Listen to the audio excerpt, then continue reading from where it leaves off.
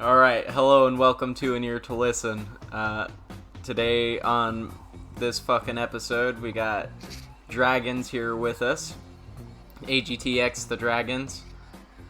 We didn't discuss what he wanted me to call him, so that's what I'm gonna fucking do.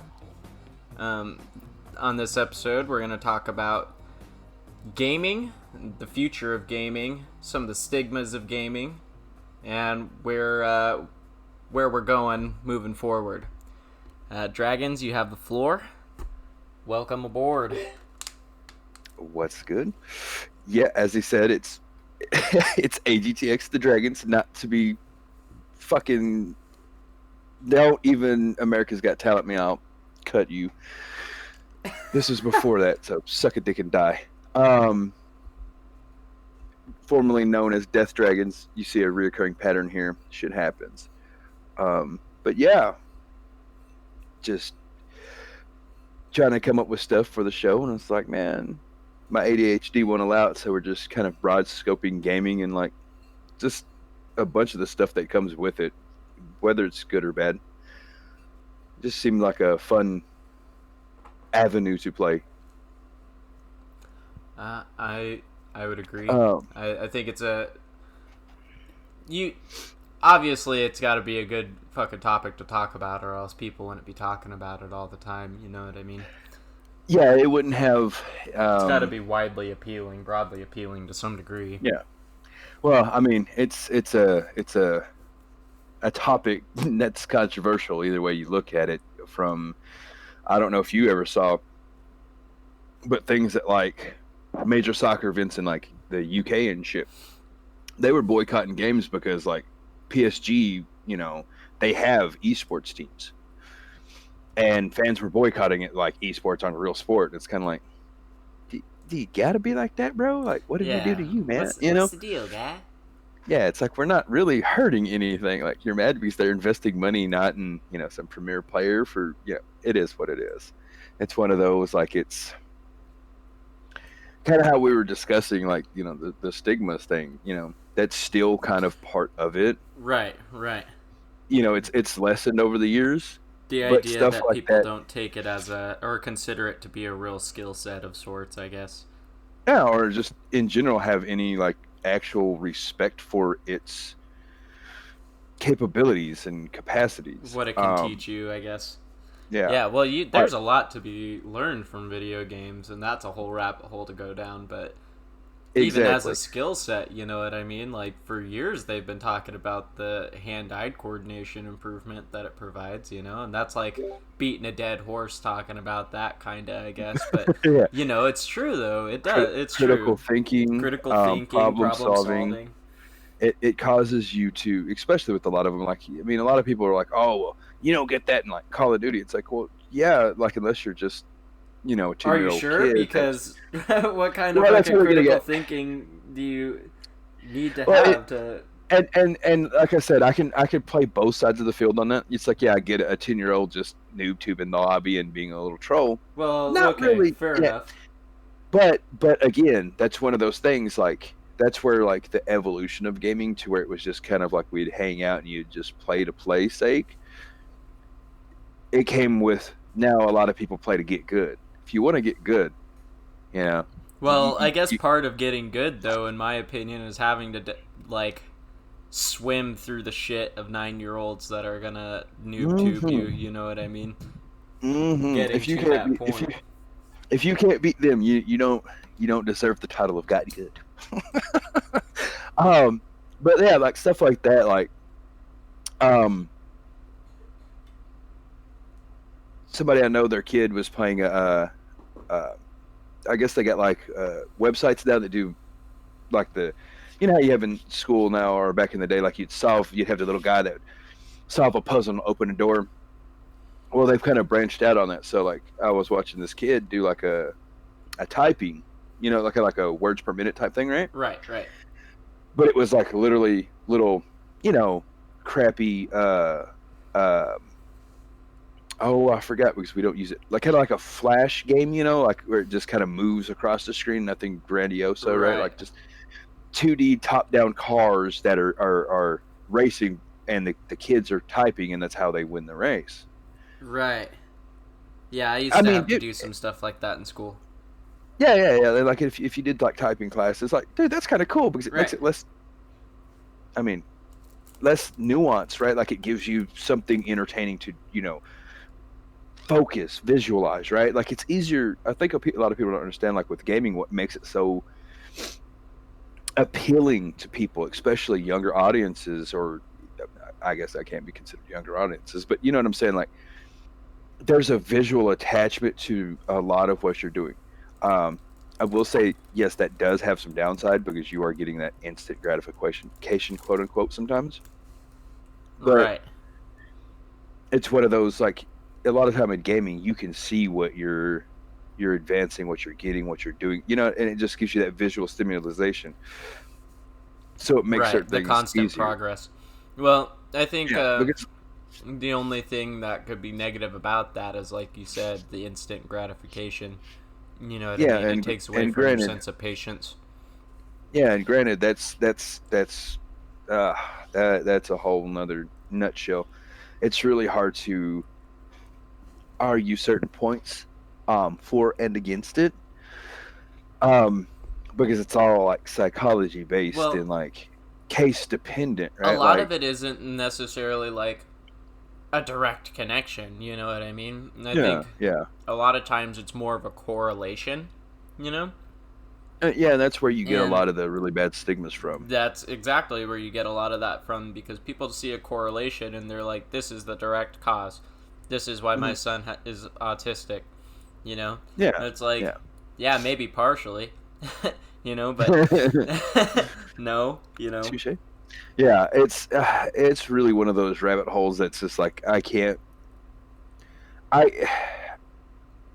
be like with definitive blah blah blah, because you can't. I don't care what you say about anything. You really can't. Nothing is absolute, But to a degree, it's like we discussed before, on other stuff, just shooting the shit. A lot of overconsumption of anything's bad for you. Gaming is no different. And now, I mean, I'm probably as guilty as the next person, right? Right. You get me spun off, then there's. Well, me too. hours, and it's like, but at a certain point you become mature enough to understand that, and I think a lot of the issues with like a lot of the stigmas is like you have one or two really bad instances of things, and people blow it out of proportion. It's like, bro, like some kid.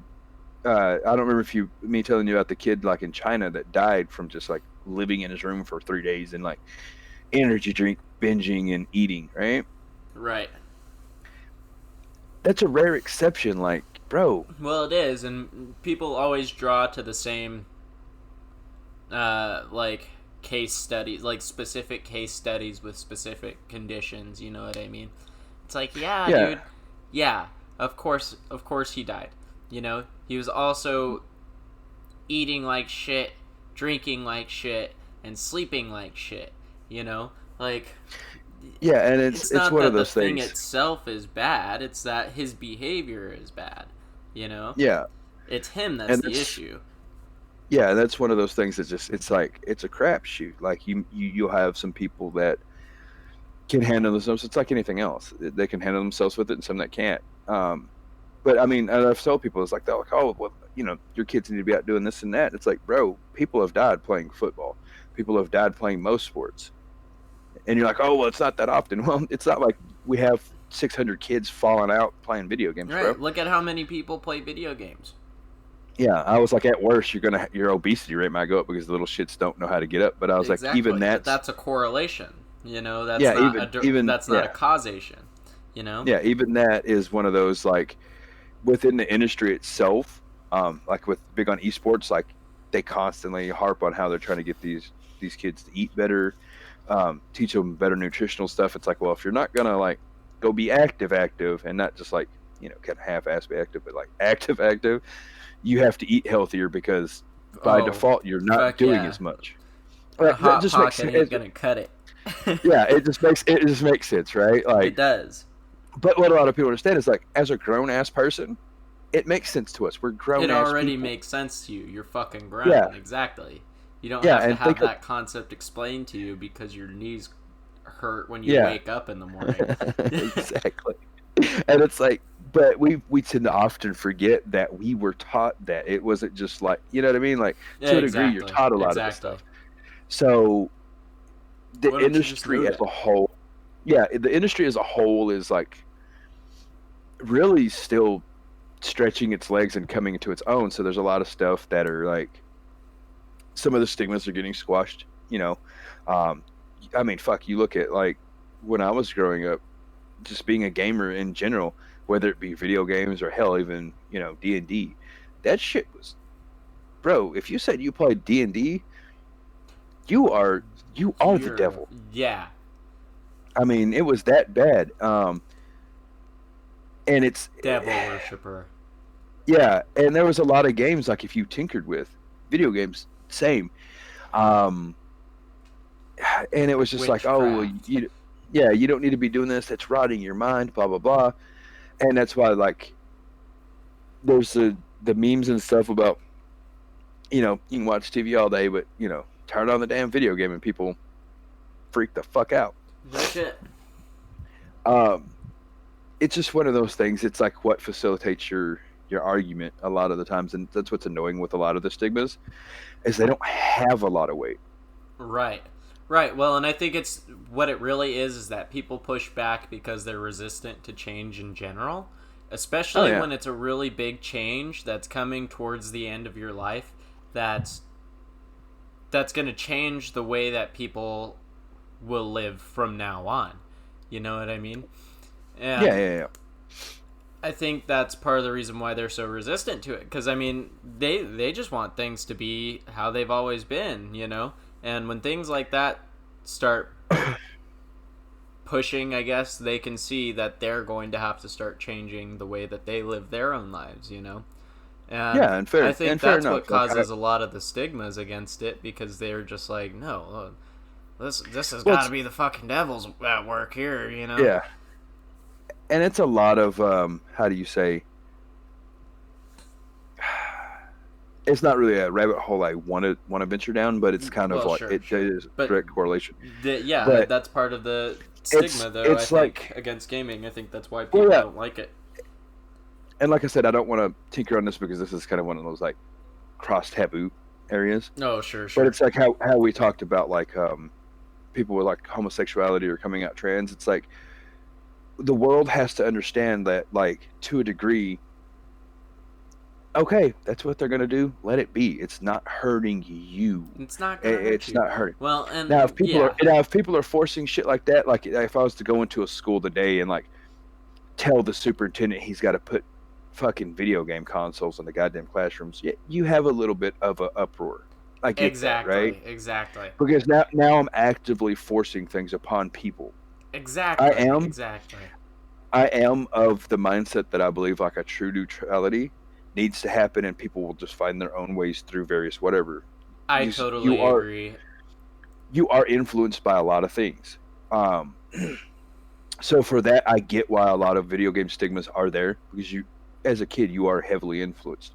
Very influenced. And I don't think children should be playing games like Grand Theft Auto and shit, you know? No, obviously. No, yeah. My own children, for the most part, have been ahead on a lot of that, of where they should be. But I'm the parent that, like, I understand what's in this game because I'm a gamer. Right. Like, there's certain levels of violence I'm willing to let them see, and then not willing. Like, right. They haven't seen Attack on Titan. You know how old they are. Right. 15 and 13, right?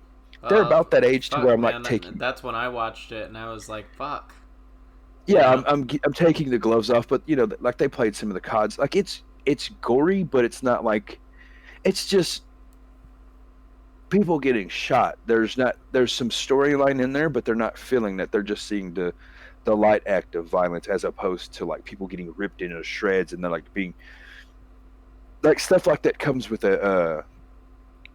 the imagery comes with a message, right? Exactly. A lot of video game violence doesn't necessarily have a message. It's just a means to an end. Right. So it is vastly different, but that's why you start explaining to them and understanding what's in the game, and being like, you know, hey, bro, like, I know it's fun and all, but that's not cool, right? You get that, right? Right. Like, that's so not cool. The issue is you've got 10, 12-year-olds playing this game, like let's say Call of Duty. Damn game is mature. Yeah. You got these 10, 12-year-olds, and their parents just buy it for them and then let them go. Yeah. Like, they don't know the first thing. The issue is the mediation. I agree. Yeah, they don't know the first thing. They don't know what system. They don't know what the fuck to call the systems half the times, most of these parents. And I laugh, right? Like, I know it's fucked up. But I laugh at that because it's like, because these are the people that have these little shit kids that are just gaming and like they get all these fucked up ideas, because a lot of it is grown ass people ideas. Don't get me wrong, I'm not naive to that. But it's like those are the people that were like calling us, or me, you know, I'm not, your generation was quite different, you know, it's a little more widely accepted. So they were, you know, people were calling me stupid for playing games or childish or what the fuck ever. And I'm just looking at them now like, why my kids know the difference? Right. Why can't I have dialect with my children about something they like while you're sitting there like, oh, I don't know what the hell that thing's called. You know what I mean? Because like, you've been talking to them since the beginning. They feel like they can talk to you about it, for one. You know, but that's a whole rabbit hole I'm not going to go down. It's still the fact remains that the reason why they know the difference between what they're seeing, the reason why they know the difference is because you told them what's fucking right from wrong in the first place. You know what I mean? Yeah. Like you said, when they're playing Call of Duty, it's like, yeah, you can play this, but you understand that shit's fucking wrong, right? It's not like you said, Attack on Titan, where they're just watching people being ripped to shreds. Yeah, and I think that's one of the issues I have. Like a lot of these stigmas are kind of like flip-flopping from when I was young, right? Like back then it was so taboo and so raw, you know, like you had to want it to be a part of it or you're going to kind of be, you know, ostracized for it. And that's right. It is what it is. Now it's so fucking widely accepted that like there is no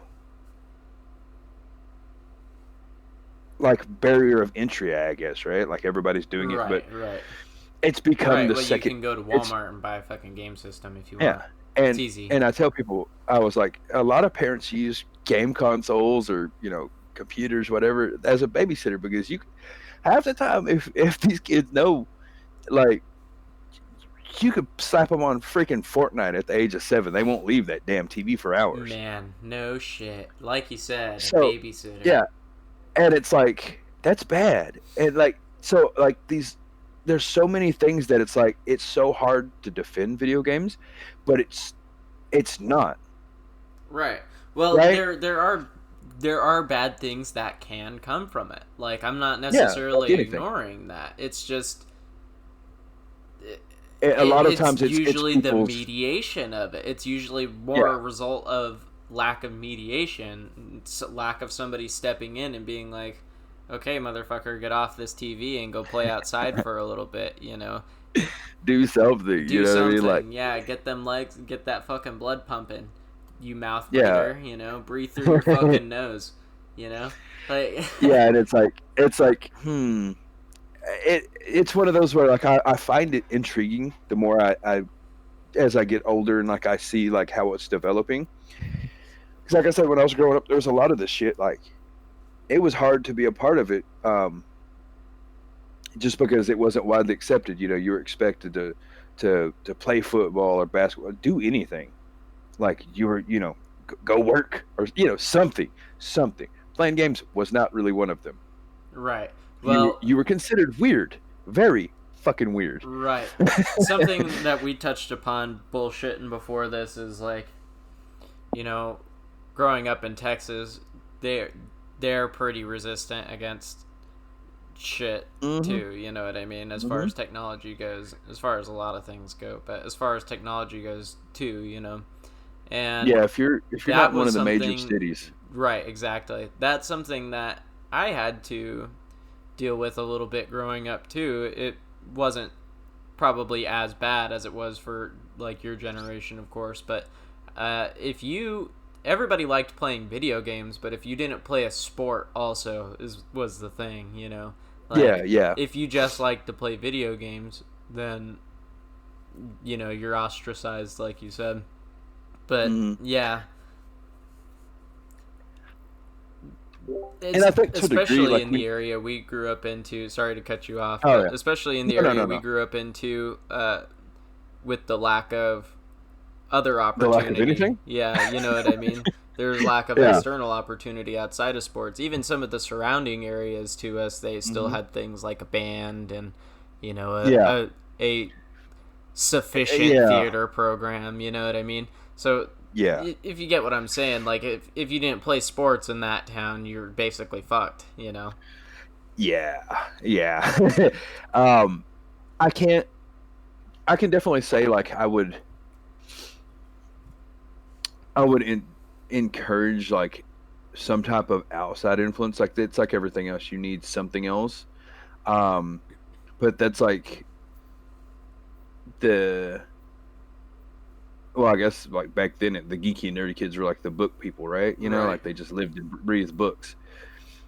Like even they need to get up and do something. It's just sitting there reading all day. Yeah, exactly. It's but you know what I mean? Still need to get your blood pumping. It's a great thing. Yeah, it's a great thing for you to do. Don't get me wrong at all. But it is a inactive activity at its core. You know, It is. I agree. so I mean, it's one of those like it's balance, and it's just it's such a pain in the ass to like try to deal with those stigmas, and then like you're seeing new things develop that are giving the industry as a whole a stigma. It's just like shit. Right. And everybody's, you know, a lot of people like I've been asked like why stuff like that bothers me. I was like, because for me, like the industry as a whole, like it doing well, like it's part of what I want to do. Right. Well, for one, So, you're passionate as a whole, about the industry.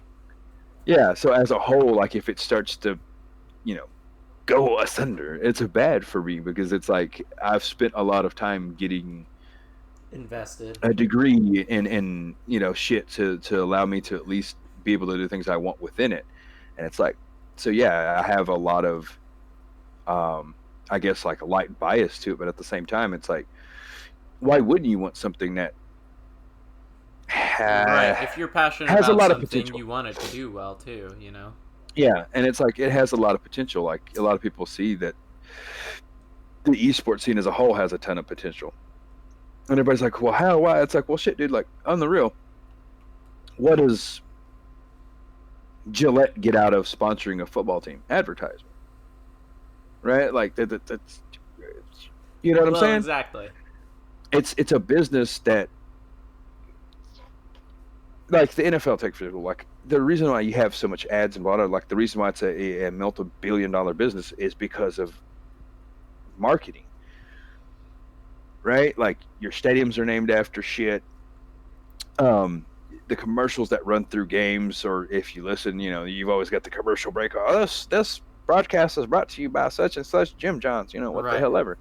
It's advertising. Right. Same with video games, man. Yeah, exactly. Like, well, down to they using the example of sports, they do fucking advertising like that in their sports games. You know what I mean? So that just ties into it. You know what I mean? Yeah. It's on a the good sidelines, medium fucking MasterCard. Exactly. And Kingdom Hearts 3, they literally fucking have Square Enix shit plastered. First of all, Kingdom Hearts 3 is a big fucking advertisement for Disney shit. You know? Like, Kingdom Hearts as a whole, right? But yeah, fair enough. In Kingdom Hearts 3, in the Toy Story section, there's a whole fucking area dedicated to Square Enix and Final Fantasy merchandise and shit. You know what I mean? So it's effective. You tell me. Yeah, exactly. It is effective. And that's why, like, I don't. The Mario Iceberg releasing before the fucking 3D All-Stars trailer dropping. I'm telling you, dude. Advertising is super effective, especially covert advertising. Yeah, and that's what a lot of like, I guess a lot of the naysayers try to say that there's no like return on investment for advertisers or whatever. I'm like, well, you can't quantify that properly because you can't say that everybody that watched the fucking Super Bowl like went and bought a goddamn Toyota because there's 20 Toyota commercials. Exactly. Right? Like the reason why it's got. But the fact that there's 20 Toyota commercials means that they want you to go buy a Toyota. And when you're watching TV, you're in a suggestible fucking state of mind anyway.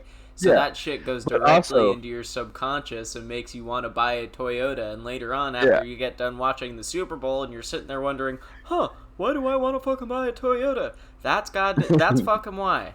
And I tell a lot of people, I was like, advertising isn't a direct correlative thing. That's what annoys the shit out of me. No, it's just a suggestive thing. Yeah, it's over time. That's why you have so many companies fighting for so many slots to just keep ringing in shit into your head every fucking day. Exactly. Because I'm not a big... I'm not because Mark Zuckerberg is your friend, and he wants to tell you about these smoked meats that he's having at his barbecue today. And while you're at it, while I'm at it, let me tell you about this nice big giant bottle of Sweet Baby Ray's. Sweet Baby Ray's. You see what I'm saying? I'm not a big Kit Kat fan, but there's certain I can't remember. It might have been Rocket League or something else I was watching. They had 6 or 7 fucking Kit Kat commercials, and I wanted a fucking Kit Kat. I didn't go buy one, but I fucking wanted one. I sat there and reminisced about having a Kit Kat, so I was wanting a fucking Kit Kat. Right. And that's it. That's what people understand. The reason why esports is so viable in that is because a lot of the players still aren't paid an insane amount, but they're diehard about what they're doing, right? A lot of these pro players never really earned anything besides tournament prize money. And for the longest time, we're just talking about a couple $100. I mean, you look at the fighting game community, them motherfuckers played for tournament prize pools that were just $100 split amongst 3 people. You know what I mean? Right. But it was more about I just lost English. All English died on me. The prestige, of whooping somebody's ass, you know what I mean? Or some shit like that. And showcasing and it was the expertise. It was the love of the game and the competition. And I'm not here to be it's a pure blah blah blah. It's not. Video games are tainted and jacked and fucked, and they're like anything else. People will cheat their ass off, just like anything else. But it's still so new that a lot of the top players, in a lot of them, aren't getting paid $30 million. No, they don't get paid Yeah, exactly. They don't get paid the fucking quarterback on a football team. You know what I mean? In the NFL. Yeah. Take League of Legends for example, right? The reason I use it because I'm watching it and actually know one of the contract figures. So, one of the players was I don't want to say traded, but for the lack of a better term, traded to another team, and people were laughing because they got him and they had a $2 million player sitting on the bench. There's money in it, right? There's this, but what a lot of people don't understand. When I say $2 million, that definitely comes with a large asterisk on it. Well, right, because you got to think about the fucking with fees and services. $2 million with fees and services. Contracts are just with football or baseball. There are requirements they have to meet to get paid most of that fucking money, if not all of it. So yeah, it has some money being dumped into it. A lot of the teams are operating at a negative. That's the beast that it is, right? A lot of pro NFL teams operate technically at a loss, but a lot of it comes from marketability, and that's why I think a lot of people that have knocks on esports as a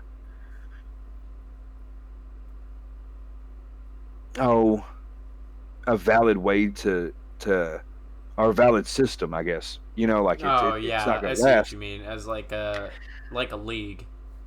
Yeah, stuff like that's not going to last because, the arguments are really fucking sound. I can't I can't. Like against it. Yeah, I've got nothing for it because honestly, it's true.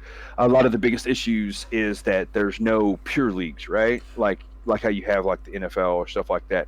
It's getting better. I would argue that part of the reason why that is, if it doesn't have sustainability, I think part of the reason why that is because people don't necessarily treat it with respect like it could have some sustainability. You know, if you don't allow something to be sustainable, then it's not going to be, you know? Yeah. And to that, and a lot of the argument is it, and like for anybody that may be listening that wants to argue that point, it's not that they're arguing that it doesn't have any sustainability. Because you look at like League of Legends, it's been around for 10 fucking years and it's literally the same game. Right. Right. Because like a lot of the arguments are like COD, right? It's one of the biggest ones.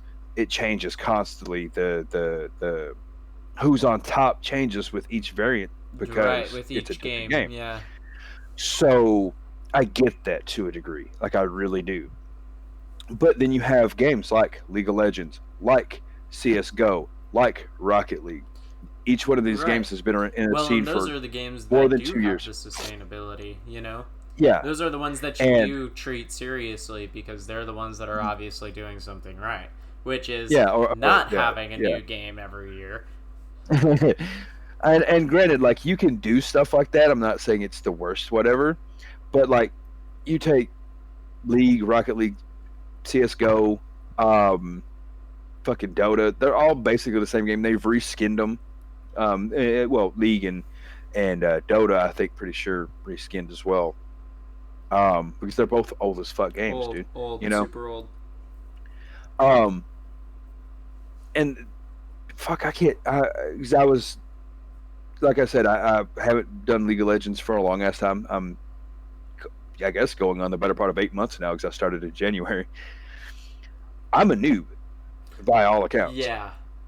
But I pick up on things because it well, you play it apples and oranges. Yeah, apples and oranges, but I still know that this many oranges is just like this many apples, right? You know, like there's right. It may not be identical, but a lot of shit correlates well.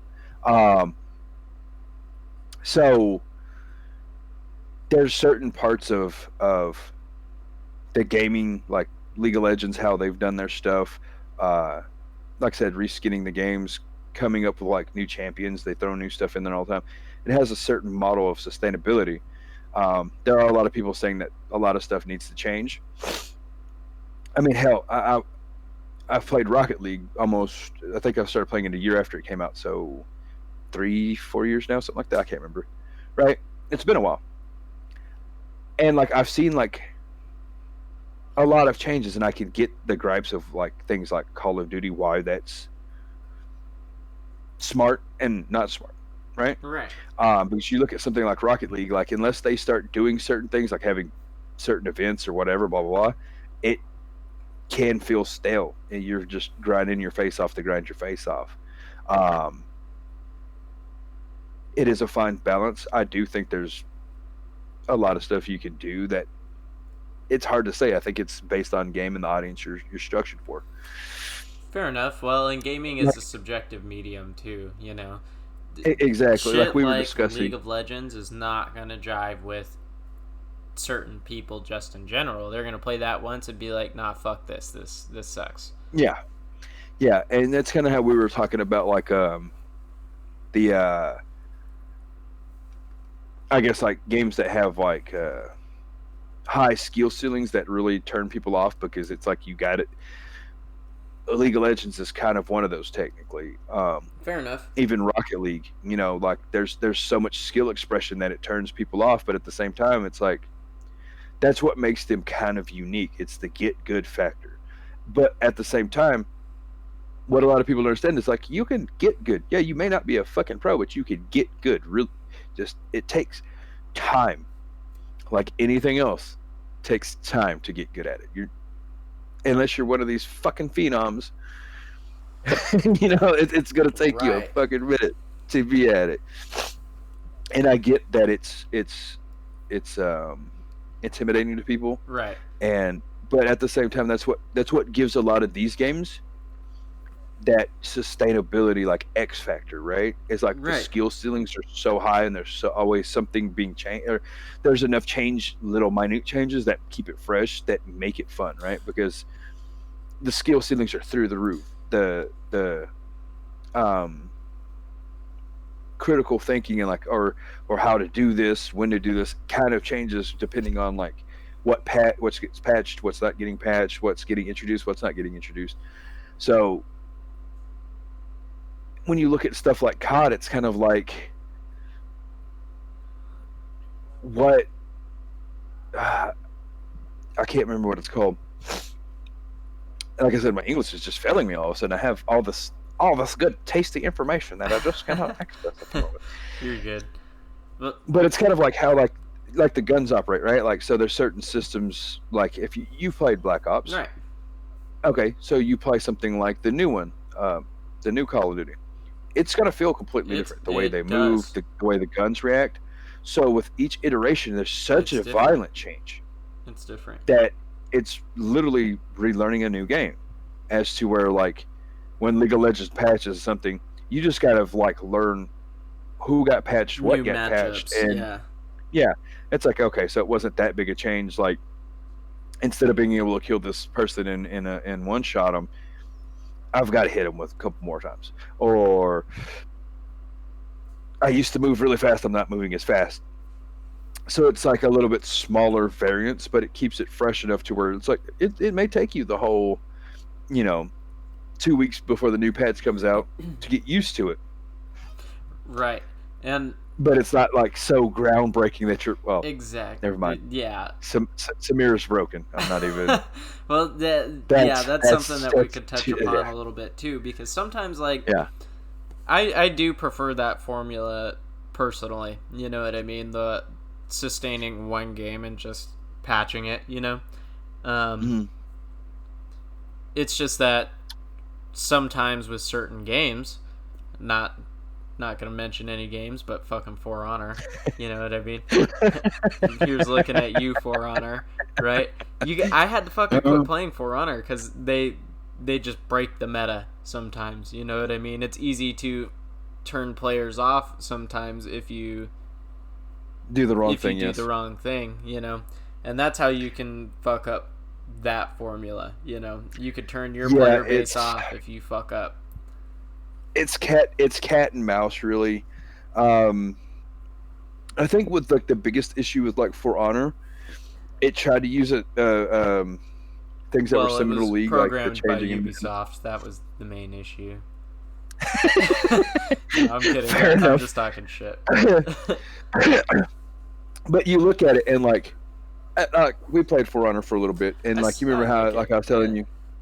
Yeah, and I like some of the concepts behind it. The issue is like you had XXX champion, right? Yeah. You're fucking playing these guys or you're dying. That's just the way the game was. Yeah. Fair enough. Yeah, it's more about keeping the points. You're supposed to just sit there and fucking die sometimes. Yeah. Yeah, it's like fair enough, but like there has to be a certain variance to it, so I don't feel bored. Like League of Legends, I can play off-meta champions and find ways of helping my team win. Right. Well, and that's probably Honor, part of the issue. I felt like I was feeding, like I was just going and dying just because. Yeah, in Dominion it does feel that way, really. In the game mode that you probably would have preferred would be Breach, and it's a lot fucking harder, and it is more based on your like skill. You know what I mean? The thing is that you do sometimes just run in and fucking die like that because the players are just so much better than you. It's just more important that you don't, and it's a lot longer. The game matches are longer because it's about breaching the walls of a castle and pushing through like three gates maybe, and because you got this big ass battering ram and you take it through the gates. Yeah, I think me and Pog played a couple matches because that sounds really familiar. Yeah, that's the better game mode. It's just a lot harder to play, and it takes a lot more skill because you can't just sit there and fucking die like that, Yeah.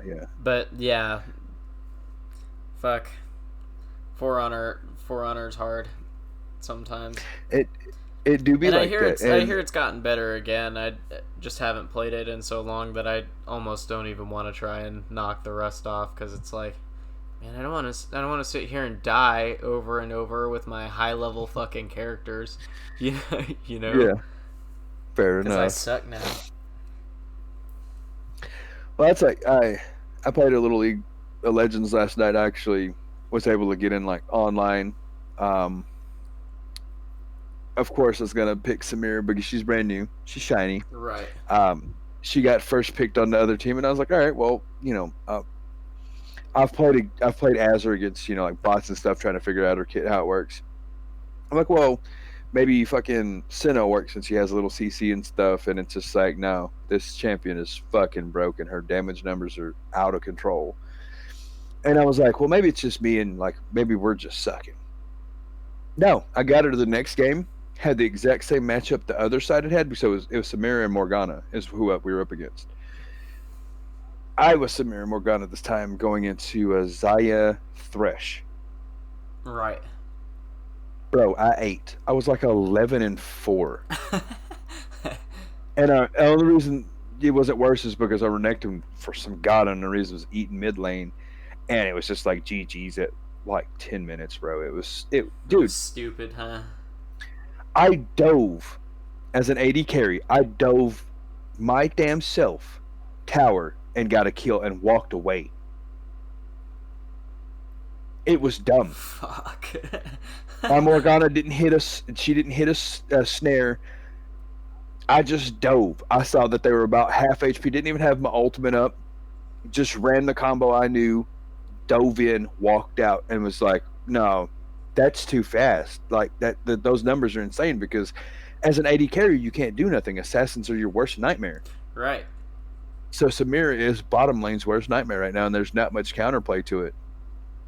Because I did. After that, Morgana hit a snare on Thresh at the tower. I dove in on him. So if somebody gets locked up with CC, right? Right.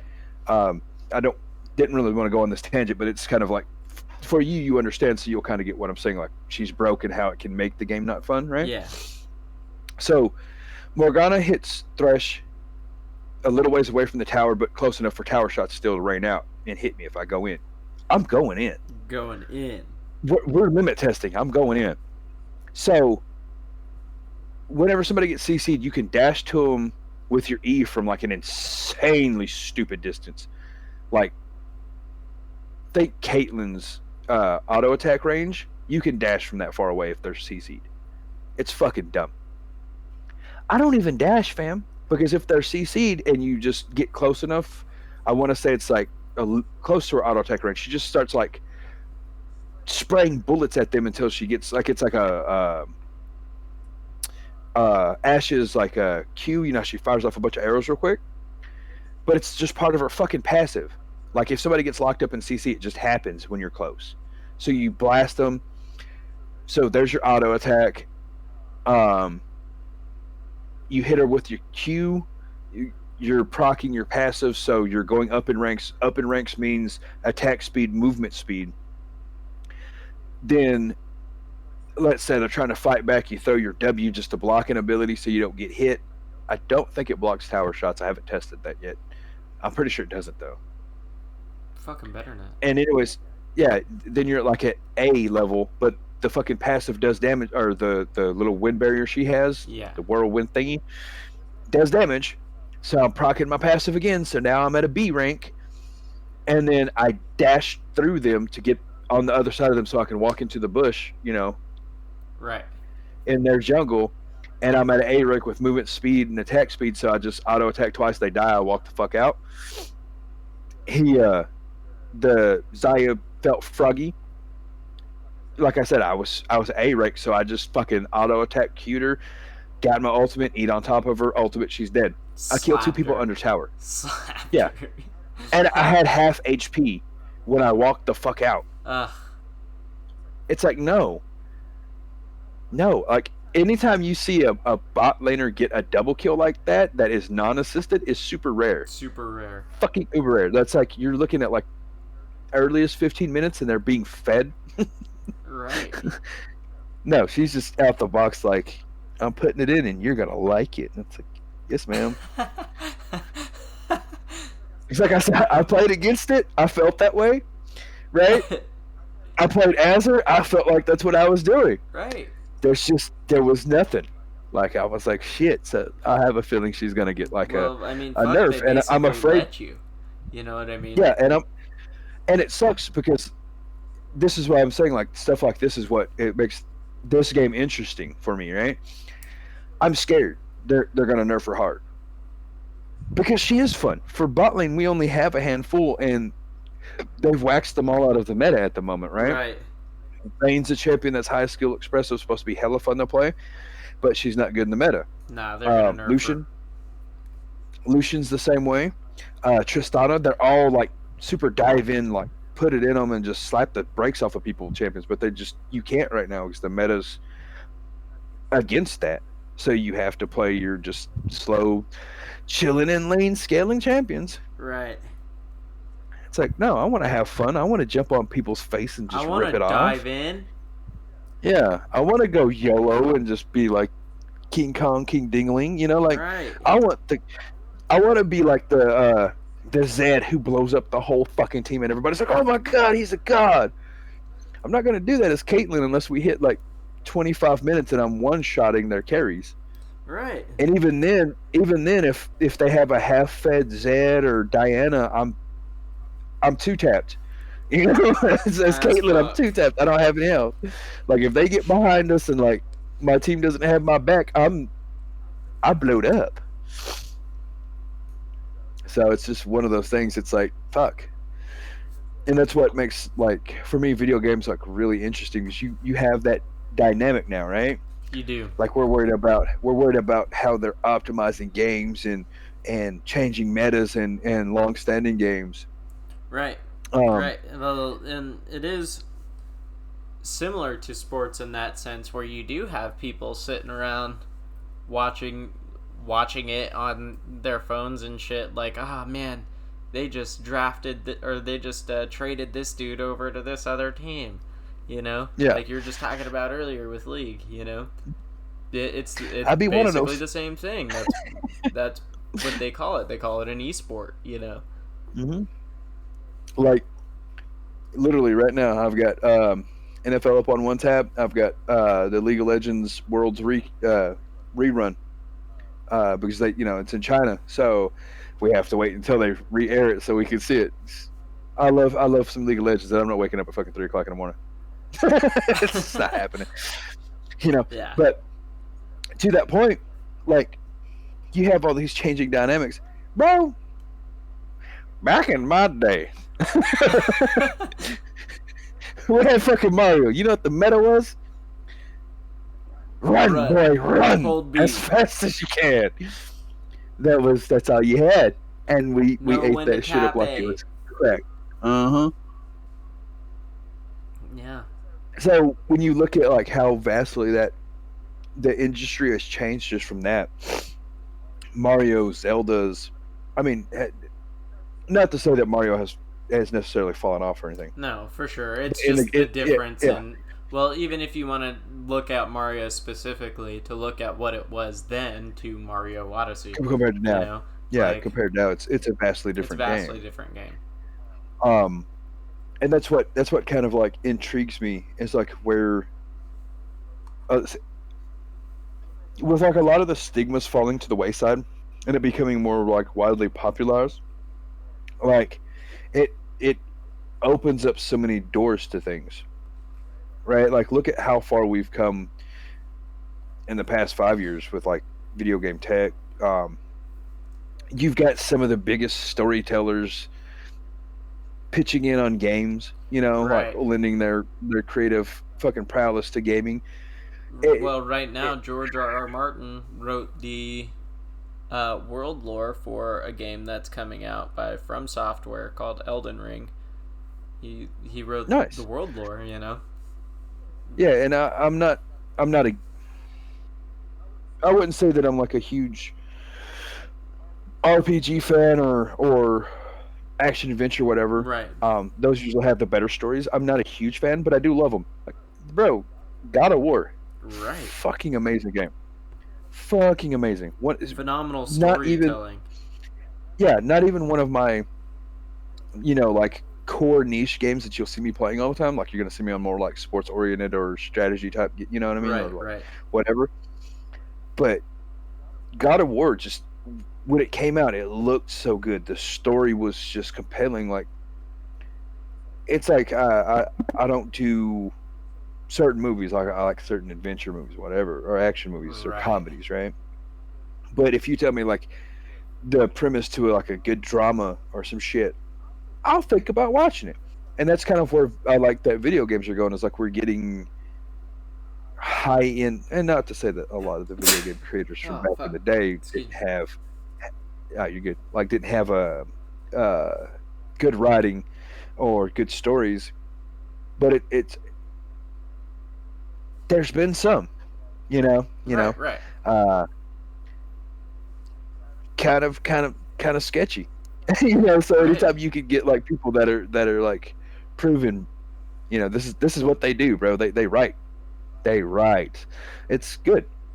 Right, for sure. So I think that's pretty cool when you look at it. It's like you go from something like Mario or even the earliest Zelda games, like the stories were, well, Mario's story was pretty fucking straightforward and simple, right? Right.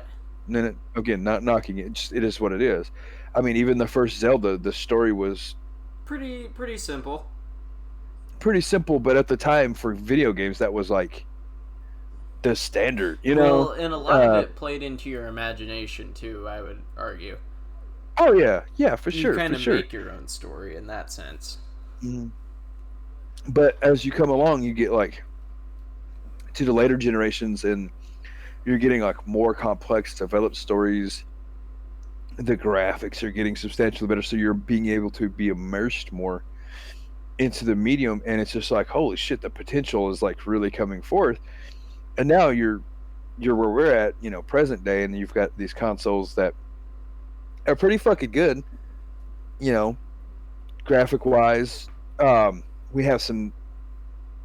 I mean, fuck, you look at like Tom Clancy's, like those games usually have fantastic stories. Right. The God of Wars, Uncharted,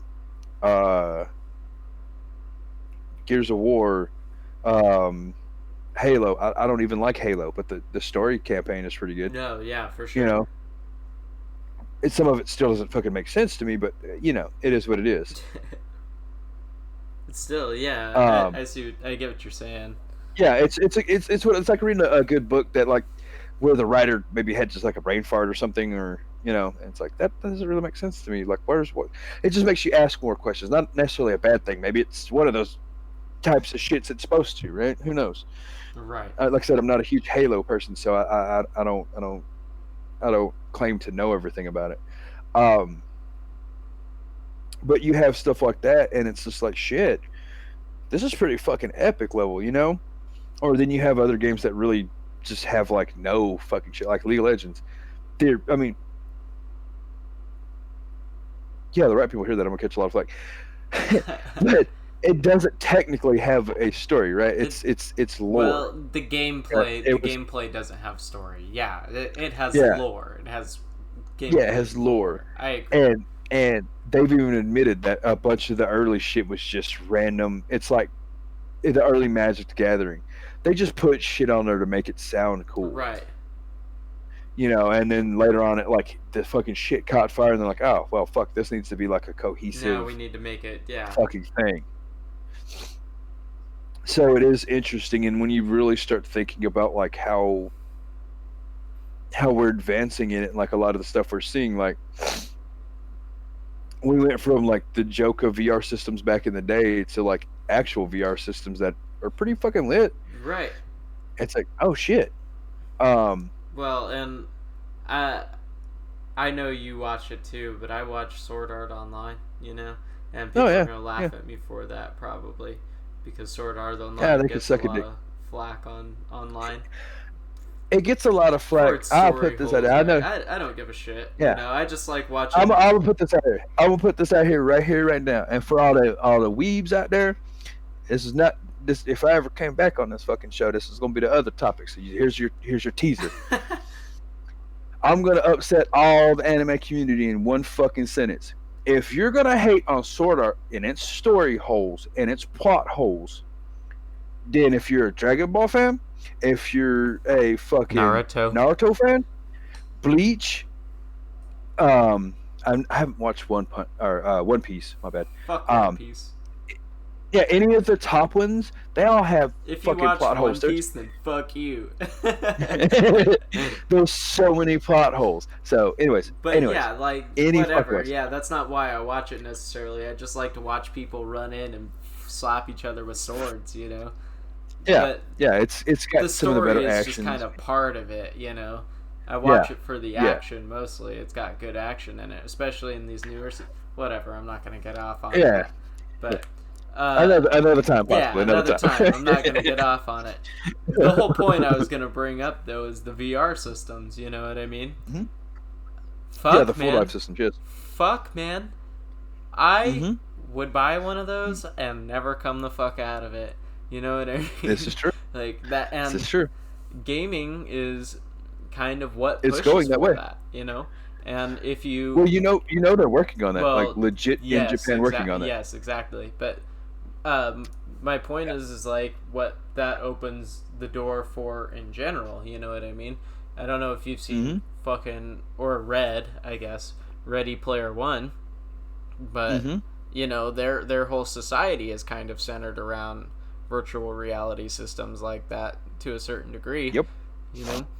So, I mean, fuck, like the potential for that is endless as far as that goes. And that might actually do away with the movie industry, in my opinion, because at a certain point, why fucking bother when you can actually interact with the movie? You know, like fair enough. And that's basically a video game. Degree. You know, so yeah, to a degree, I cannot disagree with that thought process. Just saying, you know, like it's not a definite fact. Like that's just an observation, a possibility. No. That it's definitely a possibility because for me as a person, I understand exactly what you're saying and why that is. A lot of people, if they listen, that would hear this, you know, whatever. Yeah, they would disagree heavily, or the simple like the full dive systems. They would be like, "Oh, that's blah blah blah." Impossible. So, yeah, what you don't understand is like they literally 200 years ago, motherfucker. What they don't understand is like they have in like Japan and Korea. I'm sorry to tell you, the places that matter when it comes to technology, they live and breathe this shit. They fucking live and breathe. Well, because they center a lot of their focus on social technology rather than military technology. That's not to say that their military is like any joke, but they do put a lot of heavy focus into their social technology also. We don't get that here in the United States because people are scrutinized for being, like we talked about earlier, for being that kind of techie style of person. It's still looked down upon. And a lot of like I said, but like you said, my oldest son, he caught fucking wind of that SOA project over there, and he's geeked. He's like, we gotta go, and I'm like, I feel you. That's awesome. Like they're legitimately trying to build these systems that people have created. Like they're actively seeking what you think people don't care about. I've seen some of those videos too of like online of people doing test runs of some of their built worlds, you know what I mean, with some of their custom VR consoles or whatever. Oh, bro, if they ever complete Aluncard and you can go through it in the VR, I don't know how I'm getting there. I gotta go. Yeah, exactly. Yeah, what they would need to do is finish that fucking full dive technology so that I can jump in that shit. I mean, even around. It would be a total trap. It would be a total trap. They'd be like, ha, now you can't get the fuck out, bitch. Gotcha. And I'd be like, yeah, I fell for it. I don't care. I'll die in here. I was telling Vin, I was like, I don't even care if it's not full dive. If all I can go with just like regular VR, and it just because like, dude, the shit they have is outstanding. Like, yeah. I wish I could afford VR it. Gear. Fucking like the surround sound headphones. So like, man, like the people that come out of it say that they and shit. they got you in one of those things to where like you not like the cheap ones where you move around, but it's like got the cameras, so like you're limited in where you can move, but you can still move quite a bit. And it's just like, fuck, dude, like that would be so epic, but I get tired so fast. Man. Because my ass gonna be running. Exactly. My ass gonna be running. You know who won't get tired? My consciousness in a virtual body. That motherfucker won't get tired. You know? Oh, fuck you. We are both too lazy for that. You don't get tired. My ass ain't gotta do shit as long as it can I won't get tired of thinking. You know? Oh, I would definitely live in a virtual body. I don't give a fuck. That sounds a lot more ideal. I mean... Because, like... Fair enough. Let me put it this way, you know, like... I grew up wishing I could fall into the world of a book or into the world of a video game and not have to fucking worry about it anymore. You know what I mean? So the fact that could actually be a possibility through technology now is a dangerous fucking game for me. Because it's like, man, I don't gotta fucking deal with reality anymore. Well, I mean, and you look at stuff like... Yeah, you look at stuff like, I think Ready Player One, and that was like one of the big things that kind of like showcases like it is an escape, and while that's a good thing, not always a good thing. Not always a good thing. That's what I'm saying. That's a dangerous game for me. But as we touched on earlier, like that's a lot of things in life, right? Like, well, yeah, the mediator, like we talked about, yeah. Yeah, there's a lot of things that like I know if I let loose and go down that road, like I'm in trouble my damn self, right? Like, right. I'm telling you, you got a full dive world, bro. Like I'm in trouble, my damn self. So it's just it's hard. It's hard. It's hard being a grown ass man and just being like, you can't do this, and then it's like, no, motherfucker, you can. You know, you've got that little devil in the back of your head screaming at you. You can now. There's time now. Yeah. No, I feel you. And that's a lot of the stuff that fascinates me about the industry is like where we're going and how it's getting changed due to a lot of, you know, the preconceived notions of it all being trash or whatever. It's not this, it's not that. It's starting to really fall by the wayside. We're behind everybody else on it still. I don't know why America is like the just worst at adapting to things these days. That was, yeah. But as a whole, I'm starting to see it like slowly gain its footing over here, right? It is slowly. Like I was telling you, like VR for sure. Well, yeah, like I was telling you, like with the people like knocking video games for not being a real sport, like the simple fact that there's like big name figures that are defending it, right? You've got a fucking professional basketball player that signed to FaZe Clan. Right. He's an NBA player that starts, not a bench rider, that fucking starts, and he's part of FaZe Clan. If that doesn't help validate the scene, I don't know what will. It fucking better. I mean, over time it will. I mean, it's just one of those like. Well, better help. It's like yeah, it's like how we've talked about the stuff that, you know, I'm not going to dive into on this, but like there's just certain things that people are going to cling to, like, and you just got to let them have it. Right. It's like, all right, you know, I can't hate you for your opinion. Like, I think you're stupid as shit, but I can't hate you for it because then I'm no better than you. Right. So I'm just going to let it go and walk off. Yeah.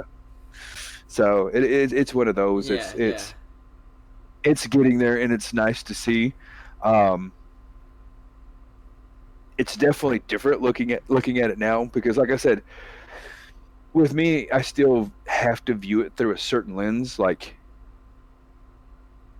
if I'm to go to a thing of peers of mine, and they're like, "Oh, what do you do? You know, you go hunting, you go fishing, you go, you know, dirt biking, whatever." I'm like, "Nah, man, I play video games." Like, I get that look, right? You know what I'm saying? I get that look. Yeah. As opposed to like when I hear my son talk about it, he's like, "Oh yeah, we were talking about this and that." I'm like, man, but I wouldn't give to be that this age. This little motherfucker don't know shit. Yeah, I'm like, what? You don't know what shit I wouldn't about be to that, give that age. But like I said, that's one of the things that like I'm happy that I think my generation, even your brothers to an extent, they all went through similar things. I'm glad we're the ones that did it, because we were also the generation that was gonna like just fight tooth and nail. We don't give a fuck. We don't play fair. We're gonna fight for what we want. Like we're not gonna pity party get our win. We're not gonna get our participation. We're gonna get our trophy. We're gonna get that trophy. Yeah, Fuck you. yeah. You're the type to like wrap a belt around a power line and use it like a fucking yeah. We wildin'. So, and I think that's what helped open the door, because we were so willing to fight for the things that we wanted, and truly, the word "fight" is needed in that instance. Right. Well, you kind of pioneered it for our generation. Yeah, like we made it where it's more acceptable. Like I said, even amongst a lot of my peers, it's still frowned upon. But I don't want to use the term, but I don't have a better one at the moment. There was a lot of closet video game nerds in the world. Oh yeah, I know what you mean. And once like enough of us were just like, nah, dude, there's nothing fucking wrong with it. And as people matured, they just stopped. Well, it is a similar thing, yeah. And you start seeing more and more people. It's like, John from the town over that you talked to at a basketball game once or twice. Oh, you're into this shit? Oh, that's what's up. Never would have known. It's like, oh yeah, what? You could tell they're like, yeah, I'm this little bitch ass motherfucker. But fair enough. Like, right. The stigma was so heavy that it really was like that. Right. Because like I said, I back in my day, motherfuckers were nasty. Like, oh yeah, motherfuckers are still nasty, but yeah. Yeah, that's why I joke with people like, they're like, my kid's getting cyberbullied, and I laugh, and I'm like, I mean, in what I was like, please do tell me in what way are they getting cyberbullied? They said they were ugly. They called them fat. Oh, they're death threats. And I was like, you haven't had a motherfucker pee in your eye. Yeah, it's like back in our day, a death threat was like the kid standing over top of you saying he was going to punch your face in after he punched your face in. Right. I was like, you knew right then and there whether or not you could beat this motherfucker ass, and whether or not that threat was a viable threat. Right. So, and don't get me wrong, like I don't take the whole bullying thing like as a joke as much as I joke about it. Right. But for at the same time, like, either, there's a certain level of it kind of is like.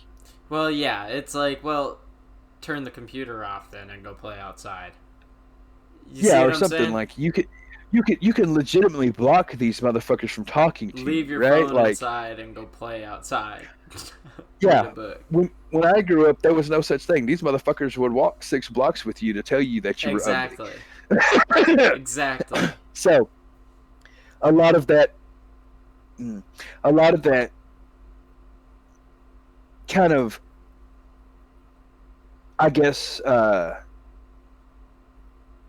generation kind of like helped push a lot of that away, but at the same time, all we did was soften the ability for people to be receptive to it too. Yeah. Well, and that's not to say that in some cases, right, that it's not like that's not happening somewhere else, like at school. No, fair. You know what I mean? Enough. And it just quits when they leave school and they just do it online. You know what I mean? Yeah, and I think that's the flip side to the coin. Yeah, like there are cases where that type of shit happens, and and having even to live and breathe it every day. But in that case, shut your phone off, turn your computer off, read a book, go outside. I prefer, you know what I mean?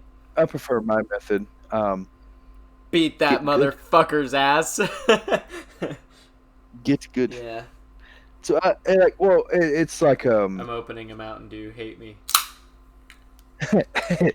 It's like with my kids. Ben has been ridiculed a couple times for liking anime. It's still, especially here in tech, anime is the one. It's still not. Yeah, like he can get away with video games because most kids at least play Fortnite or fucking Minecraft, something. Yeah, anime's still kind of not a huge thing. It's not at all. So I was like, well, what's up? Like what are they saying? He's like, oh, that I'm this or that. And I'm like, well, that sucks. He's like, oh, I don't care. And like he said it with such like legit non thought in his head. Nonchalance. Right? Like it was just like, holy fuck, like that. I felt your not give a fuck. You know what I mean? Like, damn. He's like, they're just dumb for not liking something that's so awesome. I'm like, that's what I'm fucking talking about. I was like, that's how you deal with bullshit. Yeah. And he just looked at me like, what are you tripping on, Dad? I know you don't get it. I know you don't get it. I know you don't get it, bro. I know you don't get it. Yeah, that's it. Right. That's why I'm so happy. The fact that you don't get it. Exactly. That's why I'm happy. You make me proud. I think a lot of it, a lot of stuff like that, it's weird and it's hard. That's why, like, when I think about a lot of stuff, it really fucking baffles my mind. Because it's having him and looking at how things affect him as differently as they affect me helped me put a lot of things in perspective, right? And it still to this day does. Like, that process hasn't stopped. Well, that's the one after your own heart, too. Yeah. So it's like, shit, man, like, this shit's crazy. So it makes me like see stuff in a different perspective, and that's coming from a person that I won't say like I'm empathetic or any dumb shit like that, because I'm fucking not. No, I'm a fucking asshole. Yeah. Same. At the same time, like, I want to know why like even you, like, I want to know why the hell you like Sword or why the hell you like Naruto. Not just because, oh, it's a cool show. No, there's something else, isn't there? Oh, right. Yeah. What makes you tick? What's making that motherfucker? Yeah, what's making that motherfucker? So, from that standpoint, I'm already trying to, like, figure out a person's perspective. That's why I can argue points against. That's why I say, like, when we're talking about this stuff, I can argue the point for people being against video games. Too. Because I get it. I see it. I look at it, and I'm like, okay, well, there's the other side of the coin. Shit, you're kind of right. From this perspective, from this frame of reference, I get it. Yeah. Let me take off my glasses and put on yours for a second, Oh, I can't remember what the blind motherfucker, ain't you? I can't remember what the quote is from, but it's like, knowledge is the key to victory, because knowing your enemy better than your enemy knows themselves is the key to victory. It's like you can't just win a fight on the merits of what you know. You have to outthink your opponent as well. So anybody that wants to go against video games, like, I have to be like, well, what's their angle? Yeah. How do I figure out their angle better and take that from them? Right. To reshape in my own idea. Yeah. Well, and that's kind of the angle I was coming at with this podcast in general. You know what I mean, too. Yeah, fair enough. And it that's why I told you whenever you shot out the idea of having me come on and you told me about it, I was like, dude, that's a unique, interesting idea. I like it. And then when you tell me like the ins and outs of it, like why you want to do it, I'm like, that's fucking. It's for somebody like your age, that's a really good way to like try to broaden your mind into different things. It's something that usually takes people years to start developing to the point where they want to have that in their life, right? Like differing opinions. Right. But I can tell you from like personal experience, like being able to just do that on like just regular ass shit. So like, let's take like this, like, we're going over stuff. Me and you've talked quite a bit. That's another reason why I picked this subject, because it's a good way to go back and forth about different topics that we both know, but bring similar but different ways of looking at it, right? Because our age gap. Right. It's not like a super foreign concept to you, but at the same time, it's a foreign concept to you. You still have a good 10, 15 years experience ahead of you with it, Yeah, and but the simple fact that you wanted to do a podcast that caused you to like open your mind more to different ways of thinking and why people think that way is unique in and of itself, right? Because not enough people your age want to do that. They say they do, but they don't. Like Well, I'm hey man, I trying to tell you. appreciate that. You know, I think an issue Yeah, that I've had in the past too is just having a closed way of thinking. You know what I mean? And oh yeah, man, you know that just sucks. You know, like yeah, and it, the idea that somebody can just shut you out. You know what I mean? Just pisses me off. You know, because it's like, dude, just listen to what I have to say, even if you don't necessarily immediately agree with me. You can at least clearly see my here, point and properly yeah, tell me why I'm wrong at the very least. You know? yeah, not just be like you're Yeah, fucking stupid just to you're an say idiot. yeah, Democrat, Republican. yeah, You yeah, know? yeah, Like, you see yeah. what I'm saying? Give me a valid, yeah, give me a valid argument for the Give me sake a of a valid reason argument. why this is what I'm saying is stupid, you know? I'm not even a Yeah, Democrat, but I'm not a fucking Republican either, you know? exactly. Um, so yeah, the premise of the show was very intriguing to me. Like I said, for somebody your age, it's rare to see it because there's grown ass people that don't want to do that. So somebody so young wanting to do that and then like trying to find ways to broaden your own um, perspectives of the world and how things work and try to figure out why other people think the way they do. Seriously, from my own like way of life, like I used to try to say I was that way, and I was to a degree, but I was still, as we discussed, I had mental blocks on a lot of shit, right? Well, hey, same. Yeah. And you're younger doing what it took me a lot of very bad things in my life to figure out to go down that path that you're going at a way later age. Like I want to say I didn't really start developing that. For the lack of a better term, it was slightly hypocritical of me. I won't say a full hypocrite because like I would often tell you I was open minded to a degree. I never said I was fully open To a minded. degree. To a degree. Open-minded to a To a degree. fucking degree. Yeah, to a degree. There's a certain level that I'll shut you off and just call you a retard. But Yeah, honestly, I've same. tried to tame that monster. I've tried to tame that monster some because um the multitude of friends I've had, the different lifestyles they've led, the different tragedies they've had has reshaped each one of them in such unique ways that I've seen some rise to a level of greatness that I didn't think that they had in them, and I've seen some that just fell so hard on their fucking face. I'm like, How the how? hell did you end up here, buddy? It's like you had so much going for you. It's Well, how? it's So like I'm about to be edgy, but it's like the Offspring song, "The Kids Aren't All Right," you know. yeah, That's yeah, that's fair the enough. plot of that song, you know, basically. Yeah.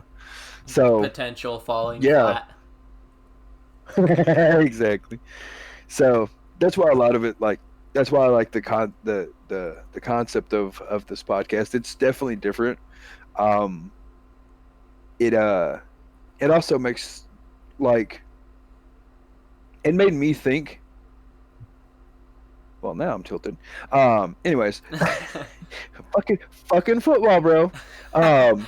But you know a person that's like that sees what you're doing with your show should come to the show with kind of like an open forum type talk, like have something they want to discuss and then go over it, but not be like how a lot of people try to do. Like it's like everything in life. They come in with a certain I'm gonna learn you. No, Yeah. like there's a difference between I'm gonna learn you and then I'm just gonna inform you of what I think. Right. This is this whatever. And I think that's what a lot of people don't understand. Um, is the difference in between like an argument and a debate. Right. Well, even just having an open dialogue, you know, you don't even necessarily have to get down to as serious as having a debate. I'm open for that, you know, I'm very open to debating, you know. But like Oh even yeah, just having like a friendly conversation about something or like you said, coming to the table with something that you want to like with a set amount of ideas or opinions that you just want to lay out. You know what I mean? Like, Yeah. you know, I am the one that's here to learn. You know, that is, I guess, is kind of I guess both people should come to it with the idea of learning. You know, but I'm here to learn. You know, I want to learn from you. Yeah, yeah. And I think that's like one of the things that, like I said, I thought was fascinating, because it's like, man, I could go in there and just talk about random shit, but I was like, that's why I picked kind of this, and like the broadened scope of it was because it was kind of like to go over some stuff we've talked about, but also expand on them, like why it's so intriguing, right? Like my perception of how things are is still similar to yours, It's similar, right? yeah. We both grew up in the same place. Well, to a degree, like I moved there, but it wasn't from a place that was any better. Right. You know, like I didn't move from like fucking Dallas. You know, like it was a Right. shithole to Right. shithole. So very similar on that. You know, so like the way it's viewed is very similar. But the age gap really, like, you played like around, what was it, probably like the Xbox era, right? Is roughly when you probably have some of Xbox, your PS2 is about when I was like seriously starting to play video games. I mean, growing up, I had played the Super Nintendo and shit just because it was around the house. Like I said, or like you said, you know, my brothers were there, you know, and they're the same age as me. So I had that shit laying around. I grew up with it. Yeah, but like your, I guess like the consoles that gripped you were those, right? Xbox. Like that was your first. Yeah, and about that time, like your the way you see video games is vastly different than the way I do, because like I'm coming from like the Marios, the Zeldas, the Star Fox, the God, when you look at it now, the horrible Maddens on the Super Nintendo that just look atrocious. Now that I think about it, GameCube is about that time too. But yeah, and then, for you it's Super Mario Bros. For me it's Super Mario Sunshine. You know, yeah.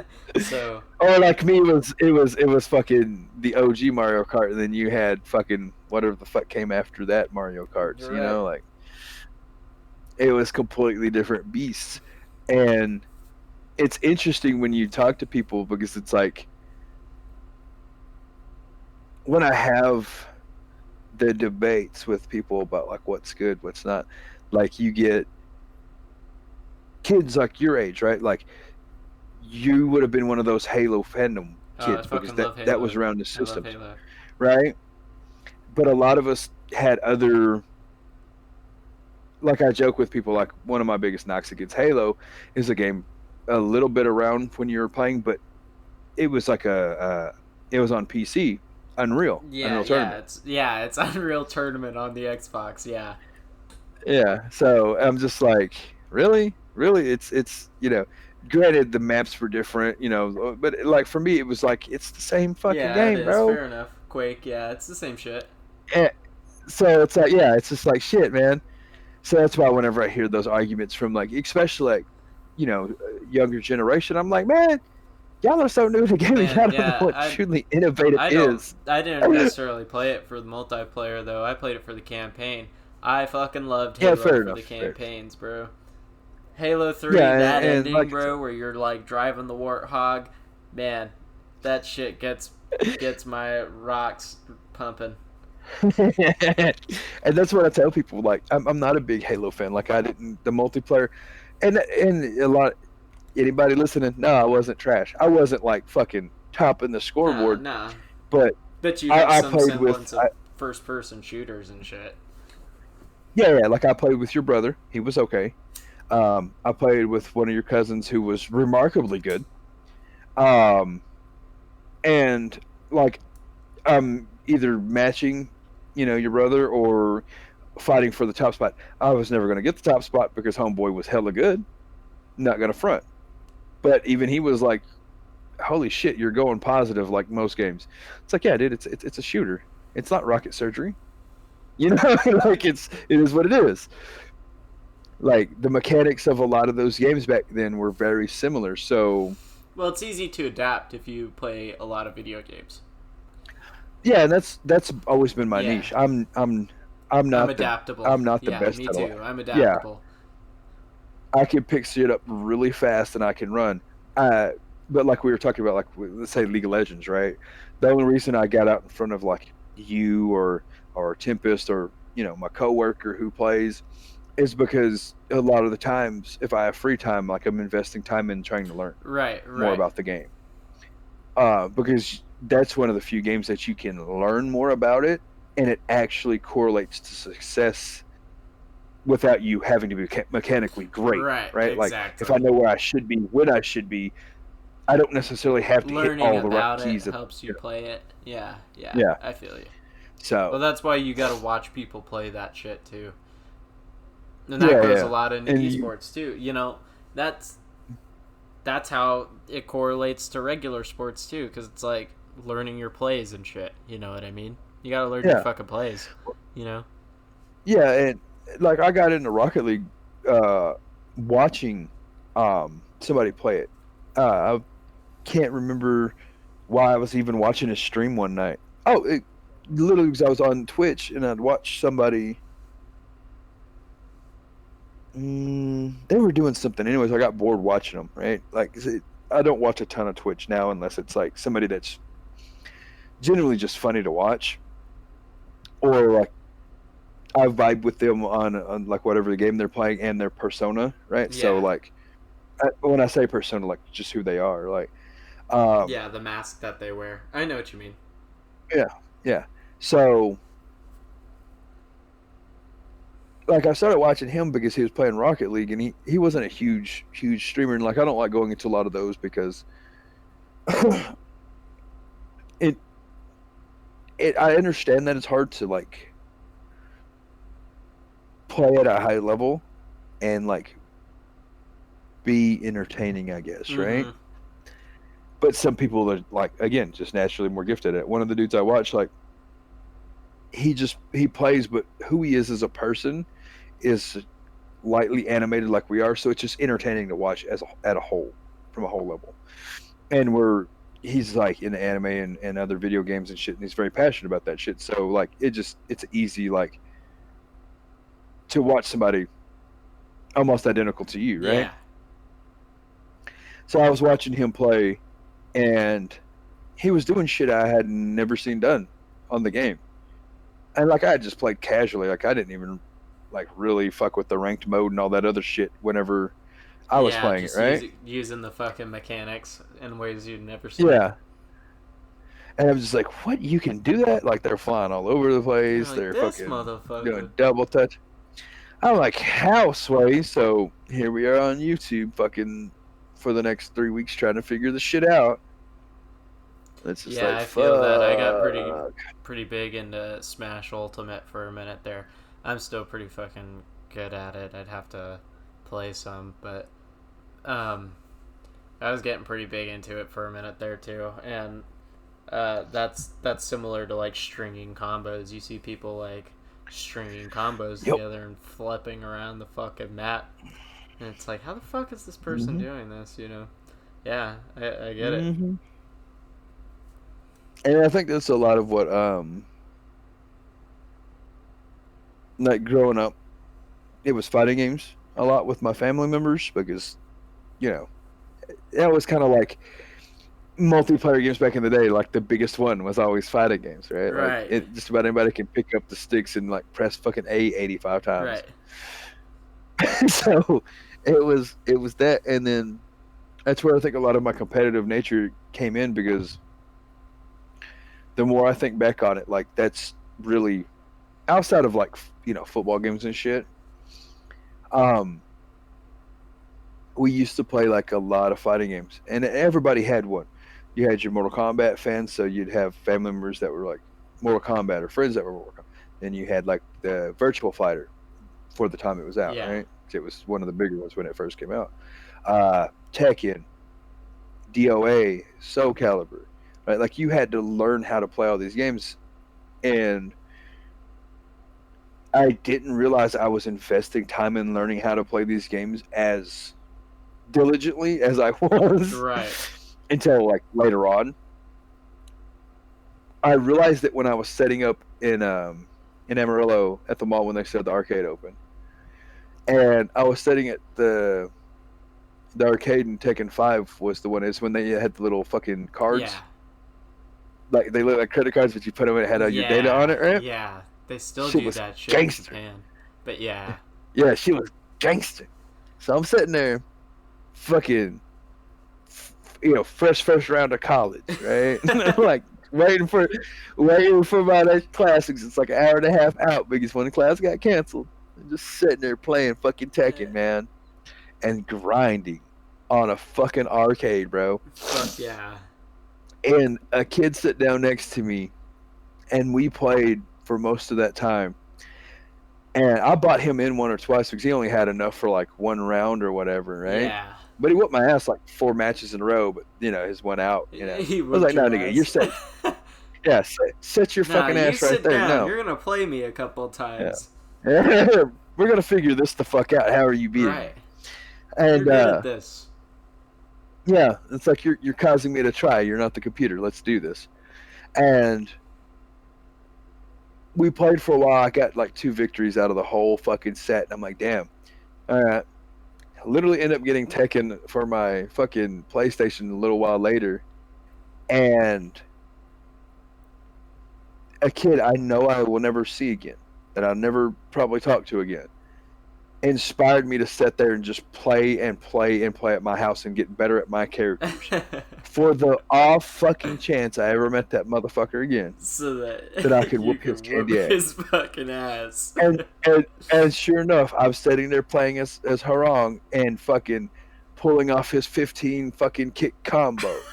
Sure fucking enough, because I was not gonna drop that shit again. So yeah, it's just it's really interesting. What? Yeah, that's interesting to me because, yeah, what inspires people to play games sometimes, to get good at a game. Yeah, and for me, it's always been that. I don't know why. I'm my oldest son. He's somewhat similar. We just have this uncanny, and I'm going to use the word violent. But not in the sense of like actual violence, but just violent thirst for competition. It's a competitive nature. We want to be good. Yeah. Yeah, and it's just, and a lot of people won't understand what I mean, but like no, like we see something that we can be competitive in, and we have to. We just have to. Yeah. Well, that probably comes from like your monkey brain area. You know what I mean? That need to be that kind of like warrior's nature almost, you know what I mean? That competitiveness does come from like a warrior's mentality, you know what I mean? So yeah, and that's what I tell a lot of people. That's like instinct. Yeah, my fight or flight mode is usually geared 80% fight and 20% flight. Like there's situations that I've been in that I probably should have like walked the fuck away from, because it just would not have ended well for me. But I'm too Neanderthal to understand that concept. Nah, mine's probably about 60-40. Mine's really bad, but that's what I tell people. That's why I say it's 80-20, because like if I can keep the switch from turning on, that's where the 20 comes in. But the problem is once the switch goes up, it's just like, nope, I'm here in Pismo Beach and I'm ready to do some shit. I think for me it kind of depends on the situation personally, just depending on how well I think I can handle the situation, and who's with me, because I have fair enough. I think quick assessment, you know what I mean? So I can go from more like 70-30 to 60-40. I am not 80-20. I'm definitely not 80-20. I am I'm 80-20 less likely to fight you. On a bad day, I go like 95-5. A really bad fucking day. But you're like a fucking foot and a half taller than me and shit. You're like 9.5 feet tall. Or at least that's how I remember you. It's been a while since we hung out, so I don't know if I'm that tall now to you, but probably not. But you're still tall, you know. There's a lot of it that just came from like a lot of like I very controversial statement, but it needs to be made. There's a certain level of negative, like the negativity I was raised within, like, you know, the kids my age. I think what you're trying to say, like, and correct me if I'm wrong, is that there's a healthy amount of negative reinforcement to a degree. Yes. It forces you into situations to figure out. Right. You're, for the lack of a better way of put it for the gamers out there, you're limit testing your fucking self. If self. you're not going to be like super disgustingly traumatized, then it's within reason. Yeah. You know what I mean? There's a certain level of and I've told people I know how many punches I can probably take, and not because of fist fights, because we in a football practice, the coach got boxing gloves, and he's like, "We're going to settle it in the field house if you have issues in the team." A lot of us just did it to do it. There was no actual like animosity. We just wanted to box the box. Right. Well, and that's testosterone. And I know I could take some pretty good shots. Know what I mean? Yeah. They're trying to take that away from us now. You know, there is a healthy level of it. You know what I mean? That's what boxing it needs to be there. Is. Excuse me, as a sport. Yeah, it's a healthy way to channel that aggression. It needs to be there, because you're taking away like a core part of who you are. I'm not saying that fucking men need to be like the alpha rah. Right. Well, but to a degree, like, you do. We shouldn't be American history Xing each other out in the streets. But no. Yeah, like that's the thing. Can you handle shit when Craig down the street fucking hits him the 8 balls and then loses his shit and is fucking tearing up the neighborhood? Can you protect your kid from getting fucking like just shit stomped for no good reason? Well, if you don't have a kid, can you protect yourself? You know what I mean? Yeah. Can you protect yourself from Johnny down the street going AWOL and breaking into your fucking house and attacking you at 3 a.m.? Yeah, like people can argue like. That's a whole semantics thing that just pisses me off. Like, they can argue what they want to argue. People lose their shit over different things, right? Like, I've seen people lose some of the most important figures in their life, have some of the most traumatic things happen to them, and they're just stone cold, right? Deal with it, no problem. And I'm just like, dude, how? Because they just eat it down. Yeah, and it's just like, I've seen other people fucking lose it, stump a toe and like act like they're gonna fucking blow up the world. It's like, what the fuck? It's just human nature. Each person's different. We're not all the same. There's just shit happens, man. Part of it's temperament, part of it's experience. You know, every person's different. We're all the same, but we're all different. Yeah, we're all vastly different. And like, the point is that we are all the same, right? So, if you were born into the exact same circumstance with the exact same temperament and mindset, you could be this exact same person because this is their set circumstances, you know? They're the exact same as you, so of course, I could be like that given the same circumstances. You see what I'm saying? Like... Yeah. But yeah... I forgot where I was going with that. Fuck. It do be like this sometimes. It do be like that. Damn it. when ADHD gets the better of you. Yeah. Fuck. Well, son of a bitch.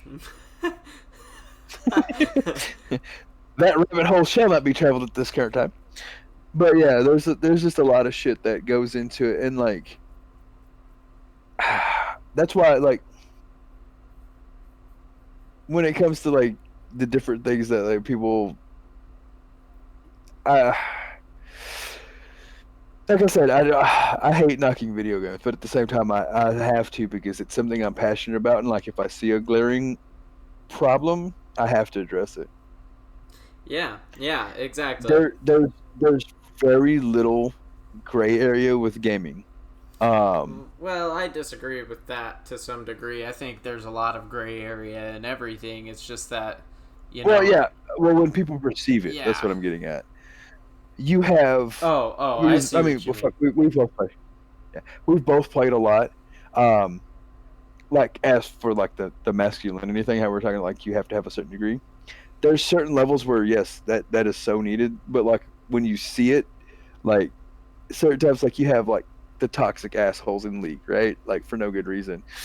It's like, oh, and then you have like the uber passives, like I just don't care, and they're just wandering around like frolicking through the fucking tulips. It's like, God, fucking get win for losing. Right, please learn how to play the game. Yeah, don't make me end you, please. And it's different when you see stuff like that, and it's like, fuck. Like, which one do I prefer? Yeah. Right? Because I come from the more aggressive. Like, you've seen it. I come from the highly aggressive side. I'll sit there and type my ass off with you, but the difference is, Johnny, I might show up at your house and punch your teeth in. Because I've been down that path. That's one of the biggest issues I think I have with the way a lot of the technology works, and like especially with like gaming. People talk all this shit that, you know, the common joke is you're an online fucking badass, and it's like little Timmy couldn't even lift a pencil. Get the fuck out of here. Right. Yeah, keep coming at me from your fucking mom's basement. Yeah, and it's just like, but there's the part of me that's like, yeah, but still, me sitting there fucking like saying I'm gonna drag his face down the fucking street isn't probably the best way to go about it either. Right. Knowing damn well I probably can, right? Like, still not the point. My threat is a solid threat because it probably could be achieved. It's weird. It really is. It's one of those things, like, I see both sides of the coin, and I'm torn. Right. Because, like, I like a little trash talk in things. Like, if I'm better than you, then you're gonna know it. Like, if it was a good fight, right? Like, it's a really good fight, I'd be like, you know, damn, bro, GG, right? But if you're some little whiny little bitch, I'll be like, no, you deserve to be at the bottom. That's where you belong. It's fucking trash. Right. Throw you away. You know. But yeah, you know, it's like anything else, right? Like, well, right, like we said earlier, there's a healthy amount of negative reinforcement. Yeah, because I mean, fuck, you think about like. Because it's like, well, fuck, man, get good at the game, or quit. Yeah, playing. You think about you think about pro sports. Like, there's so much shit talking and like trash talk that goes on. And that's what makes it exciting as a fan, because you've got two people that are at the top of the game telling the other one that they suck. Right. Right? And they're going out there and they're finding out who actually fucking sucks and who doesn't. Right. Yeah. Who gets the bragging rights today? And like, but if you do that in like a lot of like esports, it's kind of like a lot of people are like, oh, that's BM, blah blah blah blah blah, and it's like, nah, man, like that's kind of part of any competition. Like, it's psychological warfare, man. It is. Like, if you're, this is gonna sound really fucked up. If you're that weak-minded, you shouldn't be playing on a competitive level. Yeah, I agree. Because you're gonna lose. Bitch, quit playing. yeah, you're gonna fucking lose, and it's gonna fucking suck ass if you're that fucking, I guess, soft is the best way to put it. Well, because everybody fucking loses, man. Like, a lot of the times, not to say that every sensitive person is this way, right? But a lot of the times in cases like that specifically, it's the people that have giant egos that get super butthurt, you know? You know? Oh yeah, I'm not disagreeing with that. And one the bit. bigger they If are, the somebody's harder got they like fall. You know. So if you tell somebody that has a giant ego that they suck when they're losing, they're gonna fucking get pissed because they're gonna crash or be like, yeah, it's one of those get good, bitch. Get good, bitch. Because like, dude, like Michael Jordan, one of the best. This motherfucker talks shit to every goddamn night, but he can back it up. He fucking backed it up, and when he didn't, people let him know about it. He didn't fucking cry. He just went and made sure that you couldn't fucking tell him any different ever again. He saved those tears for when his records were broke. Yeah, it's like that's just how it is, you know. Like you go shut up or nut up. You know, that's why that's a saying. Like you shut your fucking mouth or you go prove why it's wrong. Right. Even outside of the realm of sports and shit, in like the realm of academia, you hear people that are like, well, even in the world of sports, they're like, yeah, I did this because my teacher said I would never amount to something. You know what I mean? So it's like, yeah, you know, there is a healthy amount of negative reinforcement to a degree. That's not to say that those teachers aren't being assholes. They're definitely being assholes. That's kind of not the point, though. They're being fucking... You know? It kind of motivated you, though, didn't it? You know? So... Yeah. And they're like, I'm actually thankful for this teacher. Because they're the one that gave me the push to be better. I don't know why I went a little Bill Clinton there, but, you know, whatever. But it lights that spark, right? You're gonna prove them wrong. It's like, no, fuck you. You don't get to decide what I am. And if it's gonna sound really bad, how you respond will really define who you are. Well, you can't. Yeah, you can't choose how other people act. You can only choose how you react, right? Yeah. Exactly, and that's something like I enforce on my kids a lot. I'm like, how you react to things that you can't control is the only thing that you can control. Exactly. I was like, you can't control what people do, what they say. It's like all you can do is control what you do and how you respond in that moment. So, in a lot of ways, people understand that's a lot of people can learn about your character, who you are, via how you respond to me being a toxic asshole and trying to push you. Yeah. Like, case in point, like a lot of people will give me shit because I was roommates with Tempest, you know, I was really hard on him and like a dick to him, but he had never necessarily had it like that, right? I think he like probably appreciates that. To a degree. But it sucks. It does, it sucks. You know? But at the same time, like I'm putting out there what you're doing wrong, so you can see it in a light that it's not like, oh, you know, where you can just brush it the fuck off. And if you do just brush it the fuck off, it tells me a lot about who you are as a person. And I'm not saying that's who you're going to be for every day, because we're ever changing fucking creatures. Right, exactly. But it tells me a lot about who you are right now. Yeah. And if that's something you want to work on, that like, if I got to know how the fuck you are. Right.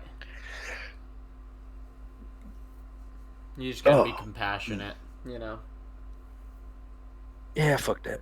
It's not my strong suit. Or at least that's what I'm told. But it's, I don't know. I think it's one of those... compassion, and I think... Well, okay, I'm not gonna go down this rabbit hole or whatever. Okay, you know. But yeah. Yeah, to a degree, like, yeah. Being kind to people is compassion. Yeah, like I can sit there and be like, you know, that doesn't mean you have to be nice. There's a difference. Like I could be like, hey, I could be like, you know, like we're playing League, like, hey, you know, good fucking job on that. That was a nice stun or whatever, blah blah. But if you're fucking just like head in your ass and then running around like a fucking mindless monkey, I'm like, hey, bro, what the fuck is wrong with your head? Why would you do that? And people are like, well, you can bring it, blah blah. And I was like, no, like I don't have time to play kids clubs. Like I have a limited time to play my games. I want this person to be a part of that, but I need them to understand, like, I don't have time to be playing with you. Yes. Get your shit together. We got shit to do today. Yeah. Like, I'm not carrying you forever, motherfuckers. Right, I feel you. And but everybody's like, oh, but you can say it different. It's like, yeah, I can, but it's not as effective. Like, he'll sit there and, you know, bullshit around because he's not worried about anything, right? Right. But if I'm like, hey, motherfucker, quit being stupid, or I'm gonna fucking set your ass on the bench and we're not gonna play. Like, you're gonna, if it's something that you play with somebody avidly, you're gonna be like, oh, well, that's not cool, you know, because you want to play with that person, right? Yeah, it's fucked up, but sitting there babying you ain't fucking helping either. Right. So it's one of those. One of them things. Like saying. Yeah, it's one of those things. Yeah. Well, I mean, fuck, that's kind of where I try to be at too when I'm playing it. You know, is like, man, if I'm fucking up, just tell me. You know, because I'm like, and that's the thing. Like, I know you don't expect me to be like fucking pro level, right? But yeah, no, just serviceable. Exactly. Like, good enough to where it's like, if point and I'll shoot, you know, type thing. You see what I'm saying? Yeah. Like, even if I can't do it on my own, if I don't know what I'm doing, you can tell me what to do, and I'll do it. You know. So at least that's where I try to be at. You know. I just haven't spent enough time on the game to be fucking good at it. You know. Yeah, exactly, and that's like with like you or Tempest or whatever, or even my other friend. It's like, I don't necessarily expect godlier levels of play. It's just like, hey, you know, you're doing this. This is really not a good idea. Blah blah blah. If you hit something, I'm like, hey man, that was fucking awesome. If you miss something, like, especially if I know you can, right? Like, you know what I'm saying? Right. Like, let's say you're thresh and you're just whiffing everything. Fucking I'm just gotta be like, bro, are you good? Do you have hands? Do you need to see a doctor? Right? Like, I'm gonna start talking shit because there's gonna be a small part of you that's like, yeah, no, I totally get it, because, like, for example, right, with the thresh and the hooks, it's like, man, fuck, I know I can land these. Like, why the fuck am I missing this right now? You know, am I, like, rusty or what? You know, is that what this is? Or do I just fucking suck now? Like, what's the deal? What's the deal here? You know? What's the fuck is going on here? Yeah, no, I feel you, because I get that way at myself. Because it's like, man, fuck. I land these shits. I know. It feel good. Exactly. You know? The monkey brain. And that's is what like, a lot of people I think. What the fuck? Where the dopamine? You know? Where the fucking flash of dopamine from getting that motherfucker? You know? Exactly. I threw the spear. See, like, a lot of people would try to tell me. Yeah, and a lot of people would try to be like, "Oh, well, you can just tell him that, you know, oh, it'll be all right. You can hit the next one." It's like, no. I'm gonna look at you and be like, "What the fuck are you? And what are you? A chimpanzee? You can't fucking use the mouse? What the hell's wrong with you?" And that's the answer. Yes. Do you need it? It's like, do you need a minute to go get some sucky so you suck less? What motherfucker? Because it puts that little bit like of extra pressure on you, but at the same time, like, how do you say? I know, like, how that works, right? Like, if I put a little bit of extra pressure on you, especially if I know you can do it, right? You're gonna be like, "Fuck, he's right." Like, I know. You don't want to get called out like. Yeah, you don't want to get called out like that. So now you're really trying to fucking fix it. You're like, what the fuck is wrong with my... Right. Yeah, it's like, shit. Because, you know, we've played a lot. And I've seen you hit shit that's just like, damn, like...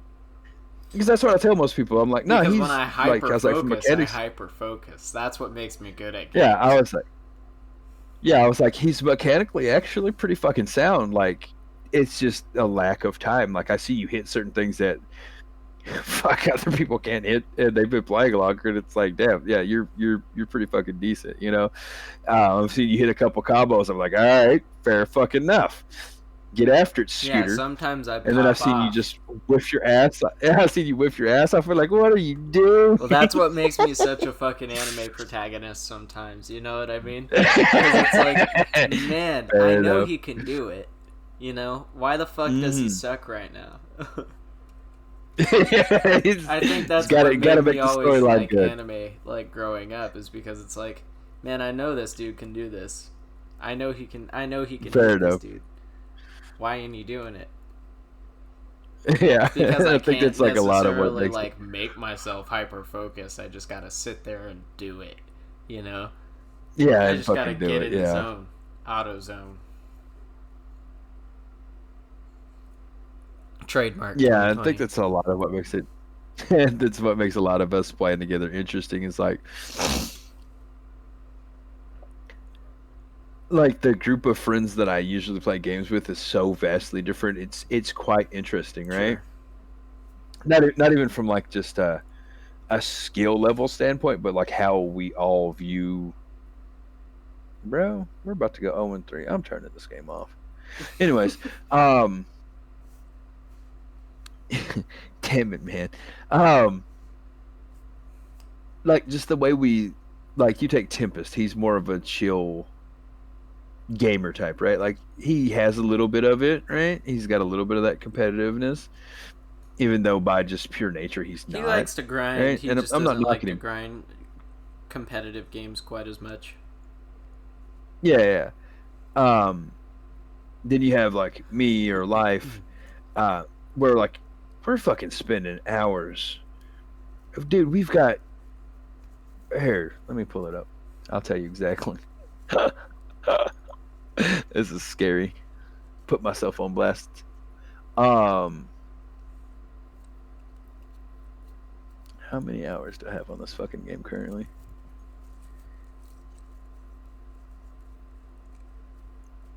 2,500 hours on Rocket League. Oh my freaking goodness, dude. That's wild. And that's on PC alone.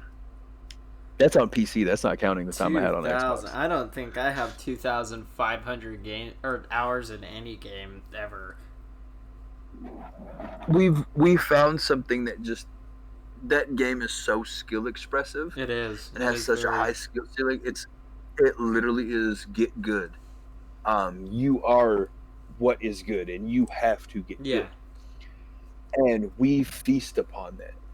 I don't know why we do, but we do. That's just part of who we are.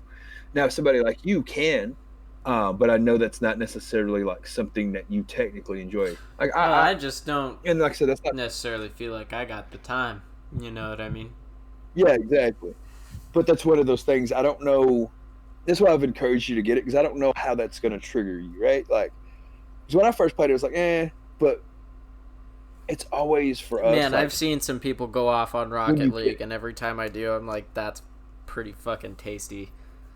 Because what it reminds me of is Attack on Titan to some degree, like how they flip around through the fucking air. And I'm like, man, if I had one of those, I would be so good at it. You know? And that's why I was like, I'm always curious to how you're gonna like perceive it, and like if it's gonna be like something that just slowly, because that's how we started. We'd just play like maybe like an hour a night or something, and we'd get on something else. And then it was like we started getting better and better and better to the point where we're hitting stuff we thought we'd never hit 2 years ago, and we still have that hunger because we're not there yet. And that's always the issue. Is like you see that highlight play, you know, that somebody pulled off, and then you're like, I can do most of that already. And like I said, subconsciously, you don't realize you've just set yourself up for failure because you're about to grind your ass off trying to hit this fucking shot. And you're not paying attention. It's just like one of those, like, I play like, now not as much, but like I play about 2 hours a day, and it's just fucking grind fest. Just trying to hit this, trying to hit this, trying to hit this, trying to do this, trying to hit this, trying to do this. And it just keeps getting worse and worse and worse. Well, yeah, because you just want to get better and better. I get it. Yeah, and I don't think there's a part that of me that thinks that like there's a light part of you that do the same. Like it's like, dude, you're gonna dump hours into this game before you know it, just because it's like once you get past that little bit of learning curve, that like that low level, and you actually learn how to fly around. Oh, it's all over but the crying. You've lost, because once you get to that point, you're right. hooked. Well, yeah, because if I don't have to touch the ground, then I'm not gonna. Yeah, and that's one of those, like, maybe about 100 hours in, like you're actually flying. Like you'll be jumping around and shit. Like if you played with me, like I'll have you doing some good shit pretty fast. Because you can't suck to play with me. It's just not fucking happening. Not like I'm gonna tell you no. It's just like you're gonna be sitting there like I can't do shit. Yeah. You'll literally be sitting there watching more than you're playing if you try to play in a lobby with me too long. Right. You know? And that's literally the difference just in hours put in, right? Yeah, like sure. I've played way too much. So there's a part of me that's like, yeah, get it, guy, get it. And then you're gonna, I'm eager to know if you're like, no, fuck that shit. That shit's fucking hard. If you're gonna be like, oh my fucking god, it's so hard. I need more. So that's what it came down to. Like for me, it's like, fuck, this shit is so difficult. But I'm just face to the grindstone. Man, yeah, for sure. I think for me, it's just like for games that I have to spend time playing in general to get fucking good at. It's like, man, do I just really want to invest the time? You know what I mean? It's not that I'm disinterested in like the game itself, you know. It's more like, yeah, man, do I really want to spend all this time? That really is one of the biggest issues. Well, and okay, so I'm not trying to be that person that's like, man, you can be doing better things with your time. You know what I mean?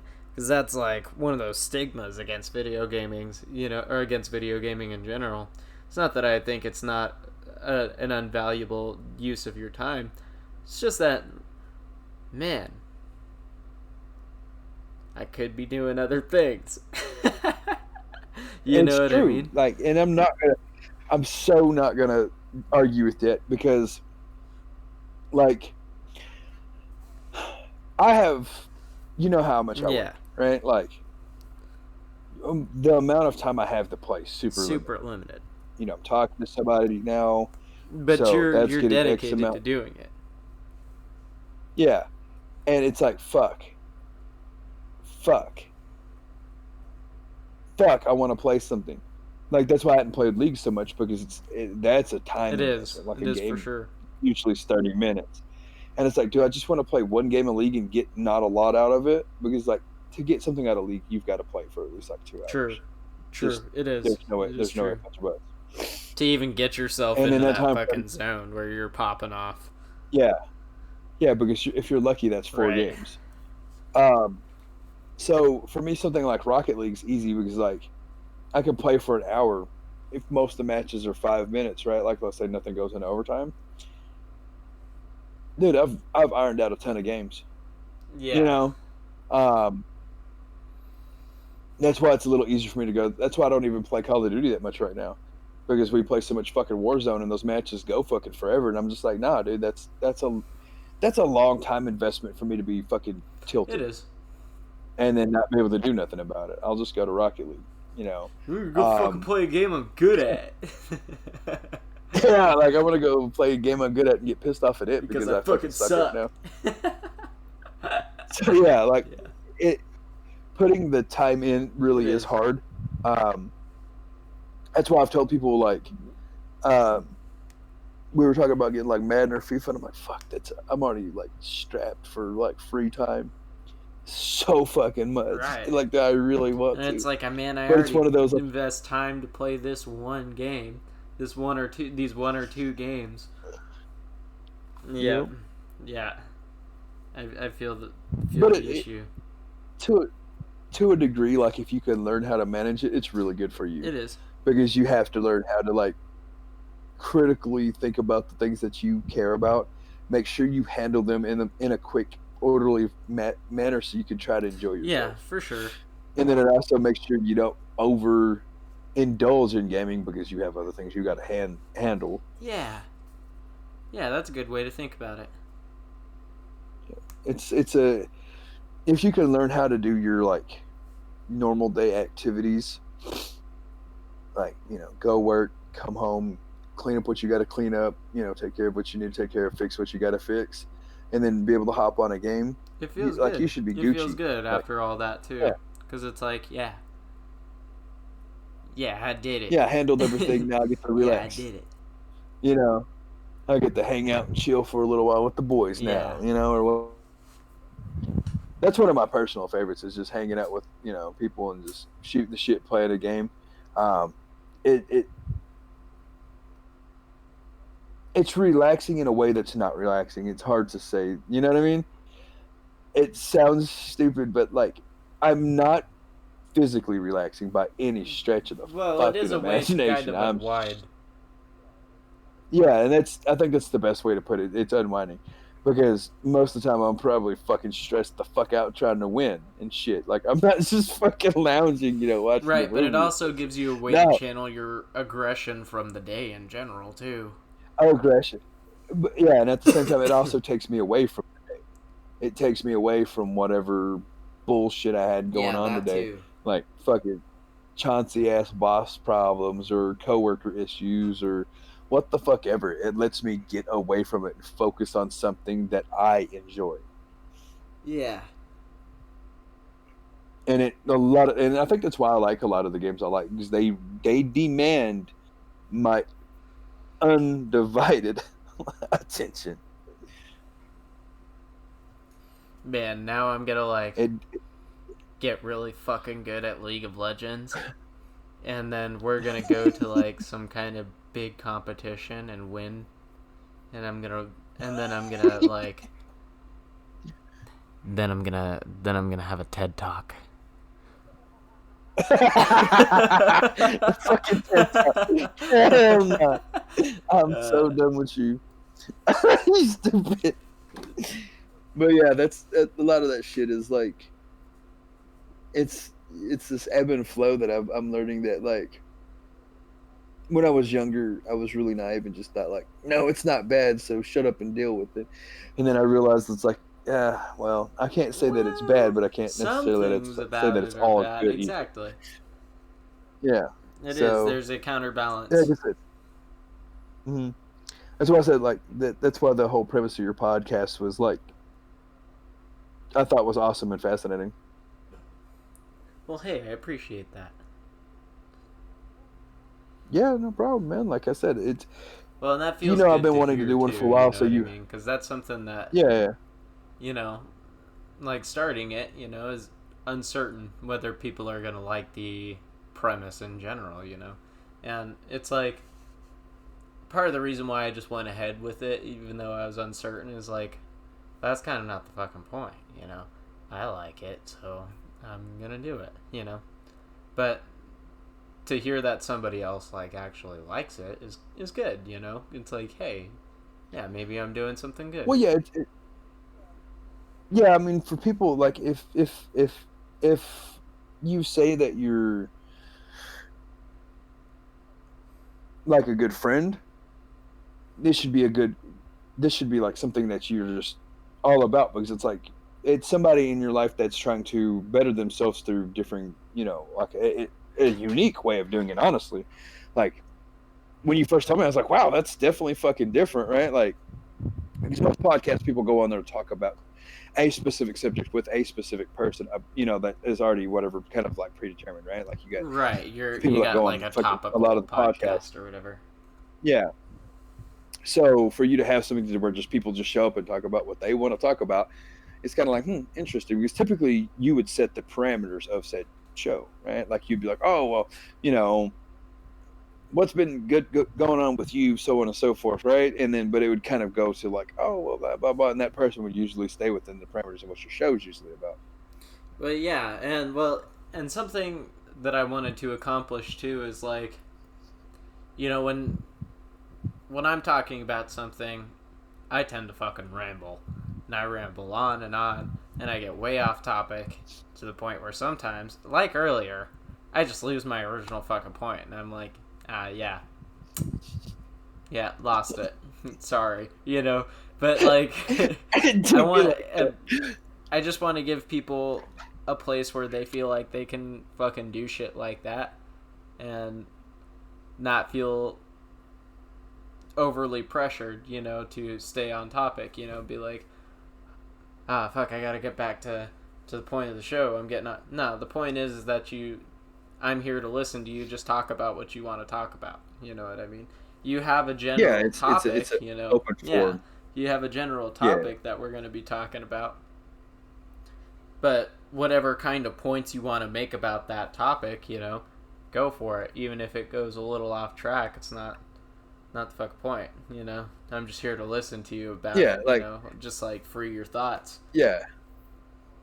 It can go off the reservation just as long as it doesn't go off the reservation. Yeah, like if at any point in this fucking podcast we started talking about like aliens, then it's like, it's like, wait a minute, how? Okay, maybe we need to get a little bit back on track here, right?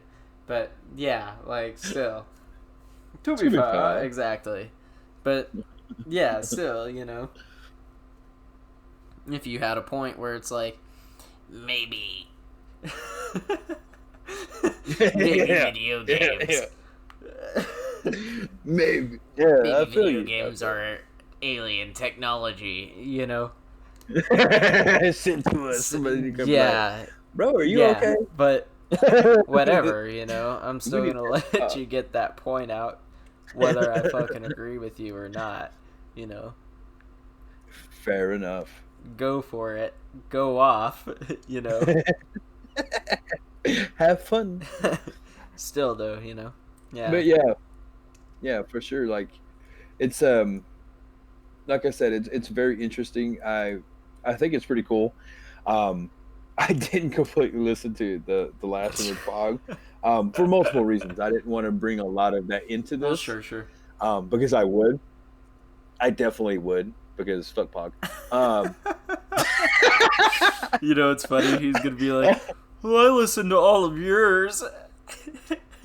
No, I'll play it. Well, like I said, I didn't want to bring a lot of that in there, because that's kind of how I am. Since we all know each other so well, I didn't want to come in with like counterpoints or using a lot of points that he made. I wanted to come in with a unique. I did get a good ways into it.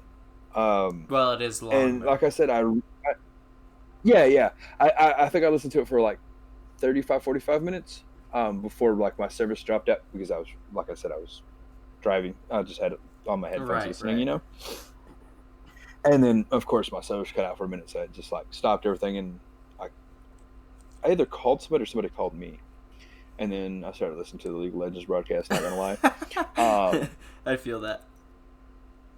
Yeah, and then I was like, "Shit, I need to finish this," and I was like, "No, not yet," because I knew I would do that. I knew I would listen to it because there were certain things that I was trying to make sure to stay away from, because I know what would happen if we did that. It'd just be a bunch of ramblings. And then talking shit about Fox. We're not going to do that. I was like, cause that's one thing. Like, when you brought it up, it is your show, and I know there's a lot of things that go into it, and I don't want to make it overly complicated for you just to do it. You know what I mean? Right. Like, I have my own production stuff. Well, here's the thing. I try to stream. Most of this is going to be pretty unfiltered, though. You know what I mean? Like, I don't. Yeah, fair enough. Yeah, and fair enough. Like, within reason. Like, that's why I don't worry about it too much. But within reason, like, I understand there's certain things that we have to be careful with. Again, running streams and stuff, I have to yell at people a lot. Yeah. So there's certain levels like I wanted to come into in a manner, and of course showing you respect for doing it. Like, I want to come with a kind of like a clear mindset, talk about the things that guaranteed wanted to talk about, and try to give you something that's good and entertaining, because that's at the end of the day, like, if you're doing something, you want it to be done right, and be a good product, something people want to listen so to. true. So, like in that instance, like, we're good friends.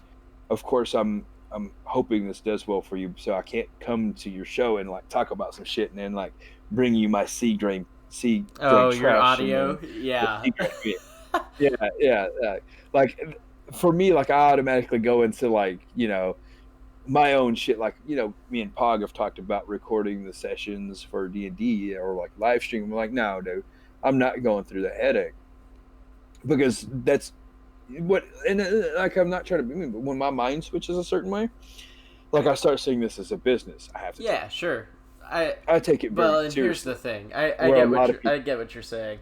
There's a certain level of things that can be done in post, but there are a certain level of things that can't be done in post. You know what I mean? Like, yeah, and he kind of mentions it in the podcast itself, where he's like, "I'm sorry about my birds," in the background. For example, that's the one that goes on throughout, but background noise in general, and I knew that going into that, you know what I mean? I knew that he has a lot of background noise, and we talked about that a little bit, and I was like, it's whatever, it's my podcast, I don't give a shit, And but I appreciate that, like that you take that into consideration. Yeah, because like I said, it's something that I stream. I want to do stuff like this, and those are things that will turn people on and off really fast. It is for sure. It kind of is stupid, but I get it. I do too. Well, it makes it hard to listen to over a long period of time. Like I said, that podcast is 3 hours long. Yeah, and we play D&D with Pog, and there's a lot of times where we're like, fucking stop midway through, and he's like, we're like, is he still alive? And he's like, oh yeah, sorry, my daughter, and it's okay, like whatever. Like I'm not necessarily trying to bitch. It's just the point, Yeah, like we know, right? That's what we agreed upon. This we signed up for that.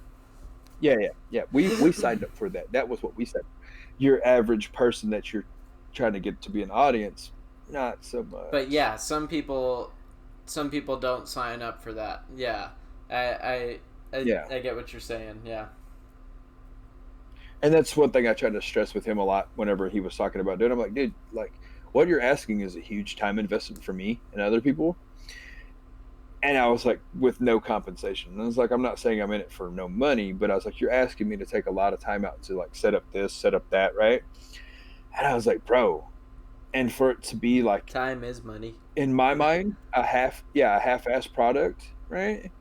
Because anytime like you have glaring audio issues, you have stoppages, I gotta edit because we can't keep our fucking mouth shut. Right, that's a lot of fucking time and energy when I don't have. He did pretty good tell you to be as far as that goes too. Yeah. Well, from what I heard, it's like holy shit, like not half bad, not touche. But there's a lot of it like we are also too comfortable, and that's why I told him, like, dude, we'd have to start doing like test sessions where like we stay on topic, we don't go off the rails, we don't say the things we know we can't say because it's gonna get pulled, right? And I was like, dude, there's so many of us, like we have to do that. You have to set up like parameters, and we all have to start getting accustomed to it. I was like, that's a fucking like. I mean, you even see Tempest, like he was doing the videos and posting on YouTube. He got tired of editing them after a while. I bet. And I was like, and you're wanting to do this. You're wanting to do this on like a grandioso scale. It's like, fuck, bro, like that. Right. You know what I mean? Yeah, if we were trying to do it on a big scale, we would have to chill and stay on task.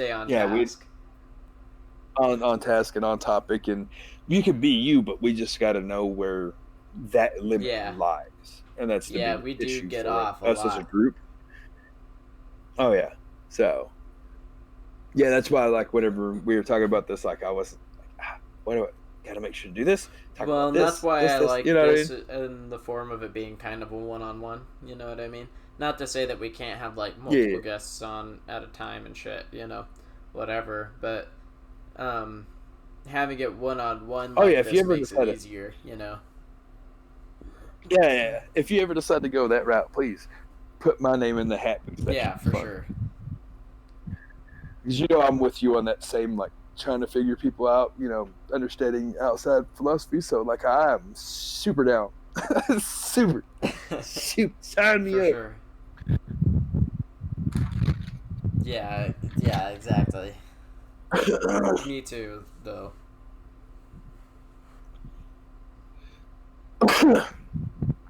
Damn, I got like cotton throat today. Yeah, it'd be like that. Sometimes. So yeah, where do you think we're at as far as video games go? Yeah, in terms of being being taken seriously, you know what I mean? Where I guess if NFL style is like the 10, on a scale of 1 to 10, do you think we're at? And what do you think it will take to get up to that 10? As far as like the U.S. is concerned, You're a little crunchy. we're at 6. Yeah, just Oh, am I? Oh, my bad. I stood up for a second. My leg was hurting. Might have made the cord go kooky. Oh, yeah. We good now? Okay. U.S. probably 6. Internationally, we're pushing like a 7.5, maybe 8. U.S. the biggest issue is that it's so frowned upon, and at the same time, a lot of the issue that I think people don't still understand is a lot of these people are Right. kids. Boomers. So there's a lot of immaturity within a lot of these scenes that's holding it back. Yeah, I agree. But other than that, I think outside of like, your average players these days are like, if you're lucky, 20. Right. So yeah, it's an immaturity thing. Learning how things like the NFL or the NBA have such fluid, like, yeah, if you watch esports, like sometimes their broadcasts feel choppy, broken, right? What a lot of people understand is like, this is still new. Like, fuck, go look at like Al Michelson and John Madden. Those broadcasts compared to today were jack. Man. You know what I mean? Like, and you got to think that's fucking, the NFL had been on the airways for a fucking minute. Yeah. Right? And it's just like, it takes time. If we had people that, not to say that some of the casters and shit aren't good, but it is kind of a knack, right? Yeah. There's fucking commentators and shit for pro sports that I can't fucking stand. Like it's part of it. It's learning how to make it more presentable to a wider range of audiences. The biggest issue is video games are so different and there's so many of them, it's hard. Yeah. So that's one of the biggest issues I think that will always hold it back a little. When you start getting my age group a little bit further down, I hate thinking about that. Like 10 years from now, most of the populace will have just a large video game knowledge to where it's easier to comprehend. Yeah, that's a good point. Your number crunchers and the people that probably consume the most television and other things, at least states-wise, I know for sure, are still not the ones that were like gamers. Like my uncle, I think is like 2 years older than your oldest brother, and he played games, not like religiously, but like he played Resident Evil 2. That was one of the first places I ever seen it, was him playing it. He used to play Mortal Kombat with us, right? Yeah. And you look at like, well, just look at the difference between like your oldest brother and me, right? Like how we view gaming, right? It's completely different. Yeah. So I think that's going to be the biggest issue on when it comes to like how it will be perceived, especially here. Different parts of the world, it is vastly different. I was just like thinking about that a little bit too, because the people that are my parents' age in Japan are the people that are that were developing video games. You know what I mean? Mm-hmm. And that is and Korea's right, and in a lot of those, a lot of the countries that pioneered that age, you know, the video gaming age, mm-hmm. they're the same generation as my parents and shit, and the generations of my parents over here in the United States, a lot of them were not pioneering video games. Mm-hmm. You know what I mean?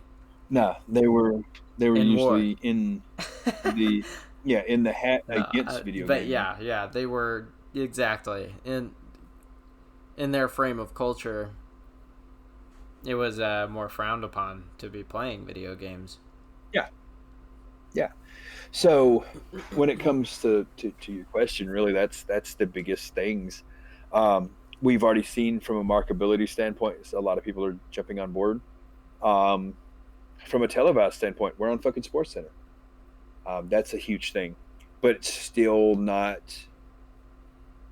When it comes to that degree, we're just too far behind here. Other places have a head start, so globally, that's why I give it a 7.5, because you've got places like Japan, Korea, China, where it's a way of life now. Like people are about that, you know. So yeah, when it stops becoming so taboo in Western audiences, for whatever fucking reasons, is when it'll truly go to like your NFL levels of shit. But that's going to be the biggest hurdle. Really, that's the only thing really left, because it's proven everything else. Yeah. You've got games like League that have proven its sustainability. You've got shit like fucking, I want to say Dota had an insane prize pool last year, so the money's there for people to play it. The only real thing is just, like I said, mainly the Western stigmas that it and there are a lot of them, really. Yeah. So, and when I say Western, what a lot of people understand, like in the UK and a lot of those other places, Germany's,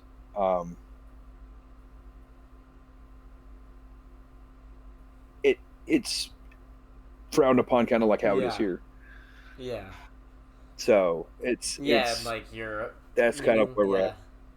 Yeah, that's kind of where we're at on that. So it's honestly just a waiting game. It's like how long we have to wait is up to people. Well, people ultimately can either be accepting of it or not, kind of thing. Yeah, I get that. And I think it's slowly growing more. Well, because it's a large part of culture. You know what I mean? Nowadays. Yeah. And I think that's that's the big thing. It's kind of pointless to try and fight it, you know? Like, it's a part of culture now, you know? It's like TV. Yeah. At this point. Mm-hmm. Or the internet, you know? Basically. There are people that try to fight the fucking internet. You can't. You literally can't. There's nothing that you can do. Unless you want to, like... Losing battle. EMP the earth, but fuck, you know? Good luck.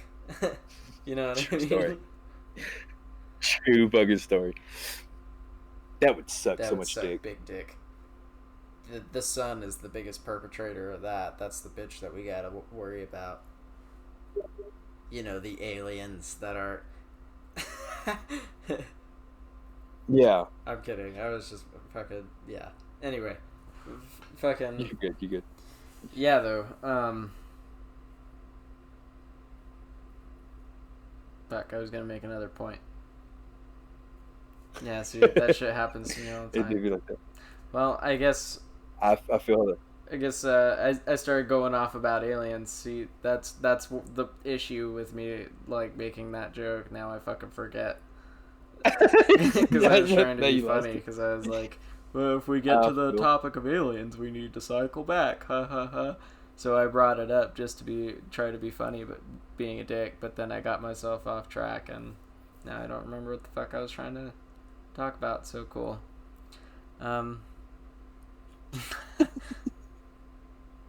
To be like that. I guess. What do you think about next gen consoles? I know you're a bit more of a PC player nowadays, you know, but where do you think we're at as far as that goes, and what do you think is the next step as far as, like, what do you think could be in store for the next gen, right? They're gonna be low end computers that we're overpaying for. Low poly. There's nowhere else for them to go. Going back to N64 days. Yeah, like you think about it, like just look at the fucking Xbox, right? The new one. It's a computer tower. Yeah, that's a good point. I'd never thought about it like that, but there was something about it that I was like, man, just fuck that thing.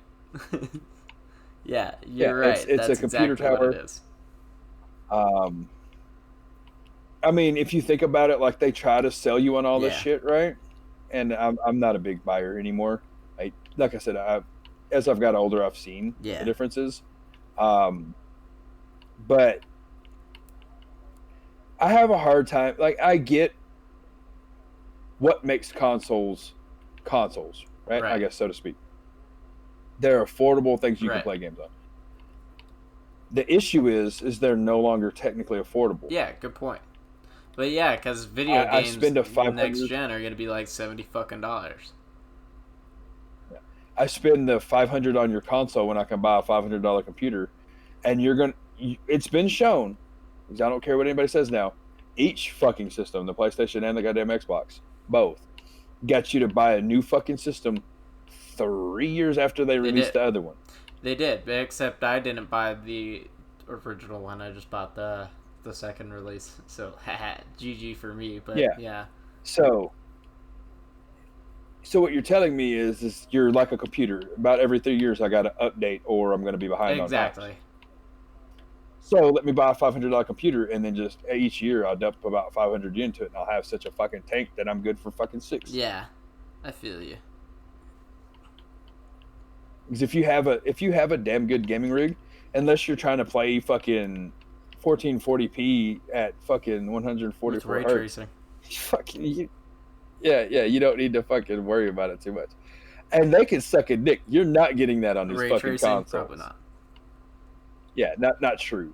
It's like how they tried to tell you were getting a pure 60 frames per second on consoles. No, the fuck you weren't. No, that shit drops frequently. Yeah, it's like that's a 30 with a 460 perspective, but no. So what do they call it? Like 2.1 or some shit fucking frames? Where it looks like 60, but it's actually not. Like it's sure. Weird. But that shit drops. Bitch, I could set my shit to 60 on my computer, and then I could play on my goddamn console. I could see the fucking difference. So they can suck a dick on that. Well, here's my thing about Xbox, right? Because I'm gonna get a PlayStation 5. I don't care. But here's my thing about Xbox, right? Fuck Xbox. If I want to do anything with Xbox, I'll just get a really fucking good computer instead. You know what I mean? Because it's the same fucking thing, and I can do more with the computer than I can do with the fucking Xbox. So you can literally choke on my dick. You know what I mean? PlayStation is better than Xbox. And your computer's less likely to break. Exactly. PlayStation's definitely better than Xbox, and PC is definitely better than Xbox. You know what I mean?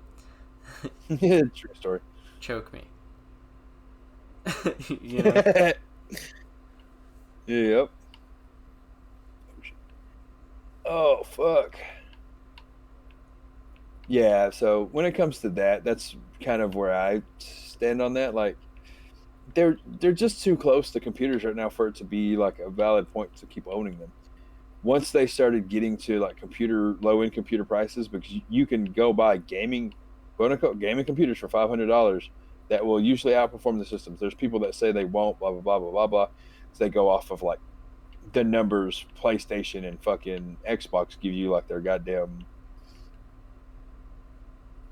facts. Like they avidly went and fucking fact checked it them fucking selves, but they didn't. They just took what they fucking were told, like everything else. Just regurgitating spoon-fed information. Yeah. It's like, no. Because I'm not gonna lie, I was one of those people that, systems can do just as well. And then no. In that case, it was seeing as motherfucking believing some fears. It's like I've told you, I can't go play Rocket League on a goddamn console. I can't fucking do it. My eyes literally feel like they're bleeding. Feel that, and you made a really good point earlier about it just being the convenience, you know. That's totally why I've always just played on consoles, the convenience of, you know, having it. You know what I mean? Having a box and a lot of people on, like a lot of people, that's always been their argument. It's just more affordable to do a console and convenient.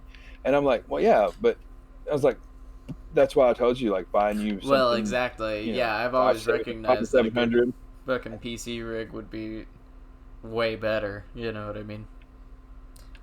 I also like PlayStation exclusives, though. I like JRPGs and shit. Well, yeah, fair enough. Which you can get a lot of JRPGs on Steam nowadays, too. But, yeah. Yeah. And like I said, I'm not saying, like, just stay away from consoles. I just think they're... Well, no, but I'll stay away from Xbox. I'll get a PC. Yeah. You know? Fair enough. But, yeah. On that note, though, I think I need to dip because I gotta find some food. Well, alrighty. I think I'm getting pretty hungry. As much as I probably want to keep talking your ear off, I think we've been on for a minute. We've got a pretty good amount of time in on here. I don't necessarily have an outro, so you got anything that you want to, like, plug? Twitch.tv/. Twitch.tv/AGTxThaDragonz. YouTube, AGTx. I'll look up better. I'll actually put those in the description. Yeah, I got things I want to plug, but... fair enough. I got things I want to plug, but then I'll get sent to jail for it. But we're not going to talk about that. You're fucking dumb. It'd be like that. No, off the top of my head, just keep up the grind. Like I'm really hopeful this takes off for you because this is a cool concept. I'm always down if you need a guest. I'll find something. I can talk about a monkey and how it scratches its ass, for Christ's sakes. I'm really good at it. So you always know I'm down for the podcast, man. Other than that, people listening, subscribe, like this motherfucker shit, or I'll firebomb your house. Yeah, that's it, man. Well, all right. Thank you, Dragonz, for being on today. Like you said, like, share, and subscribe. And fucking peace, y'all.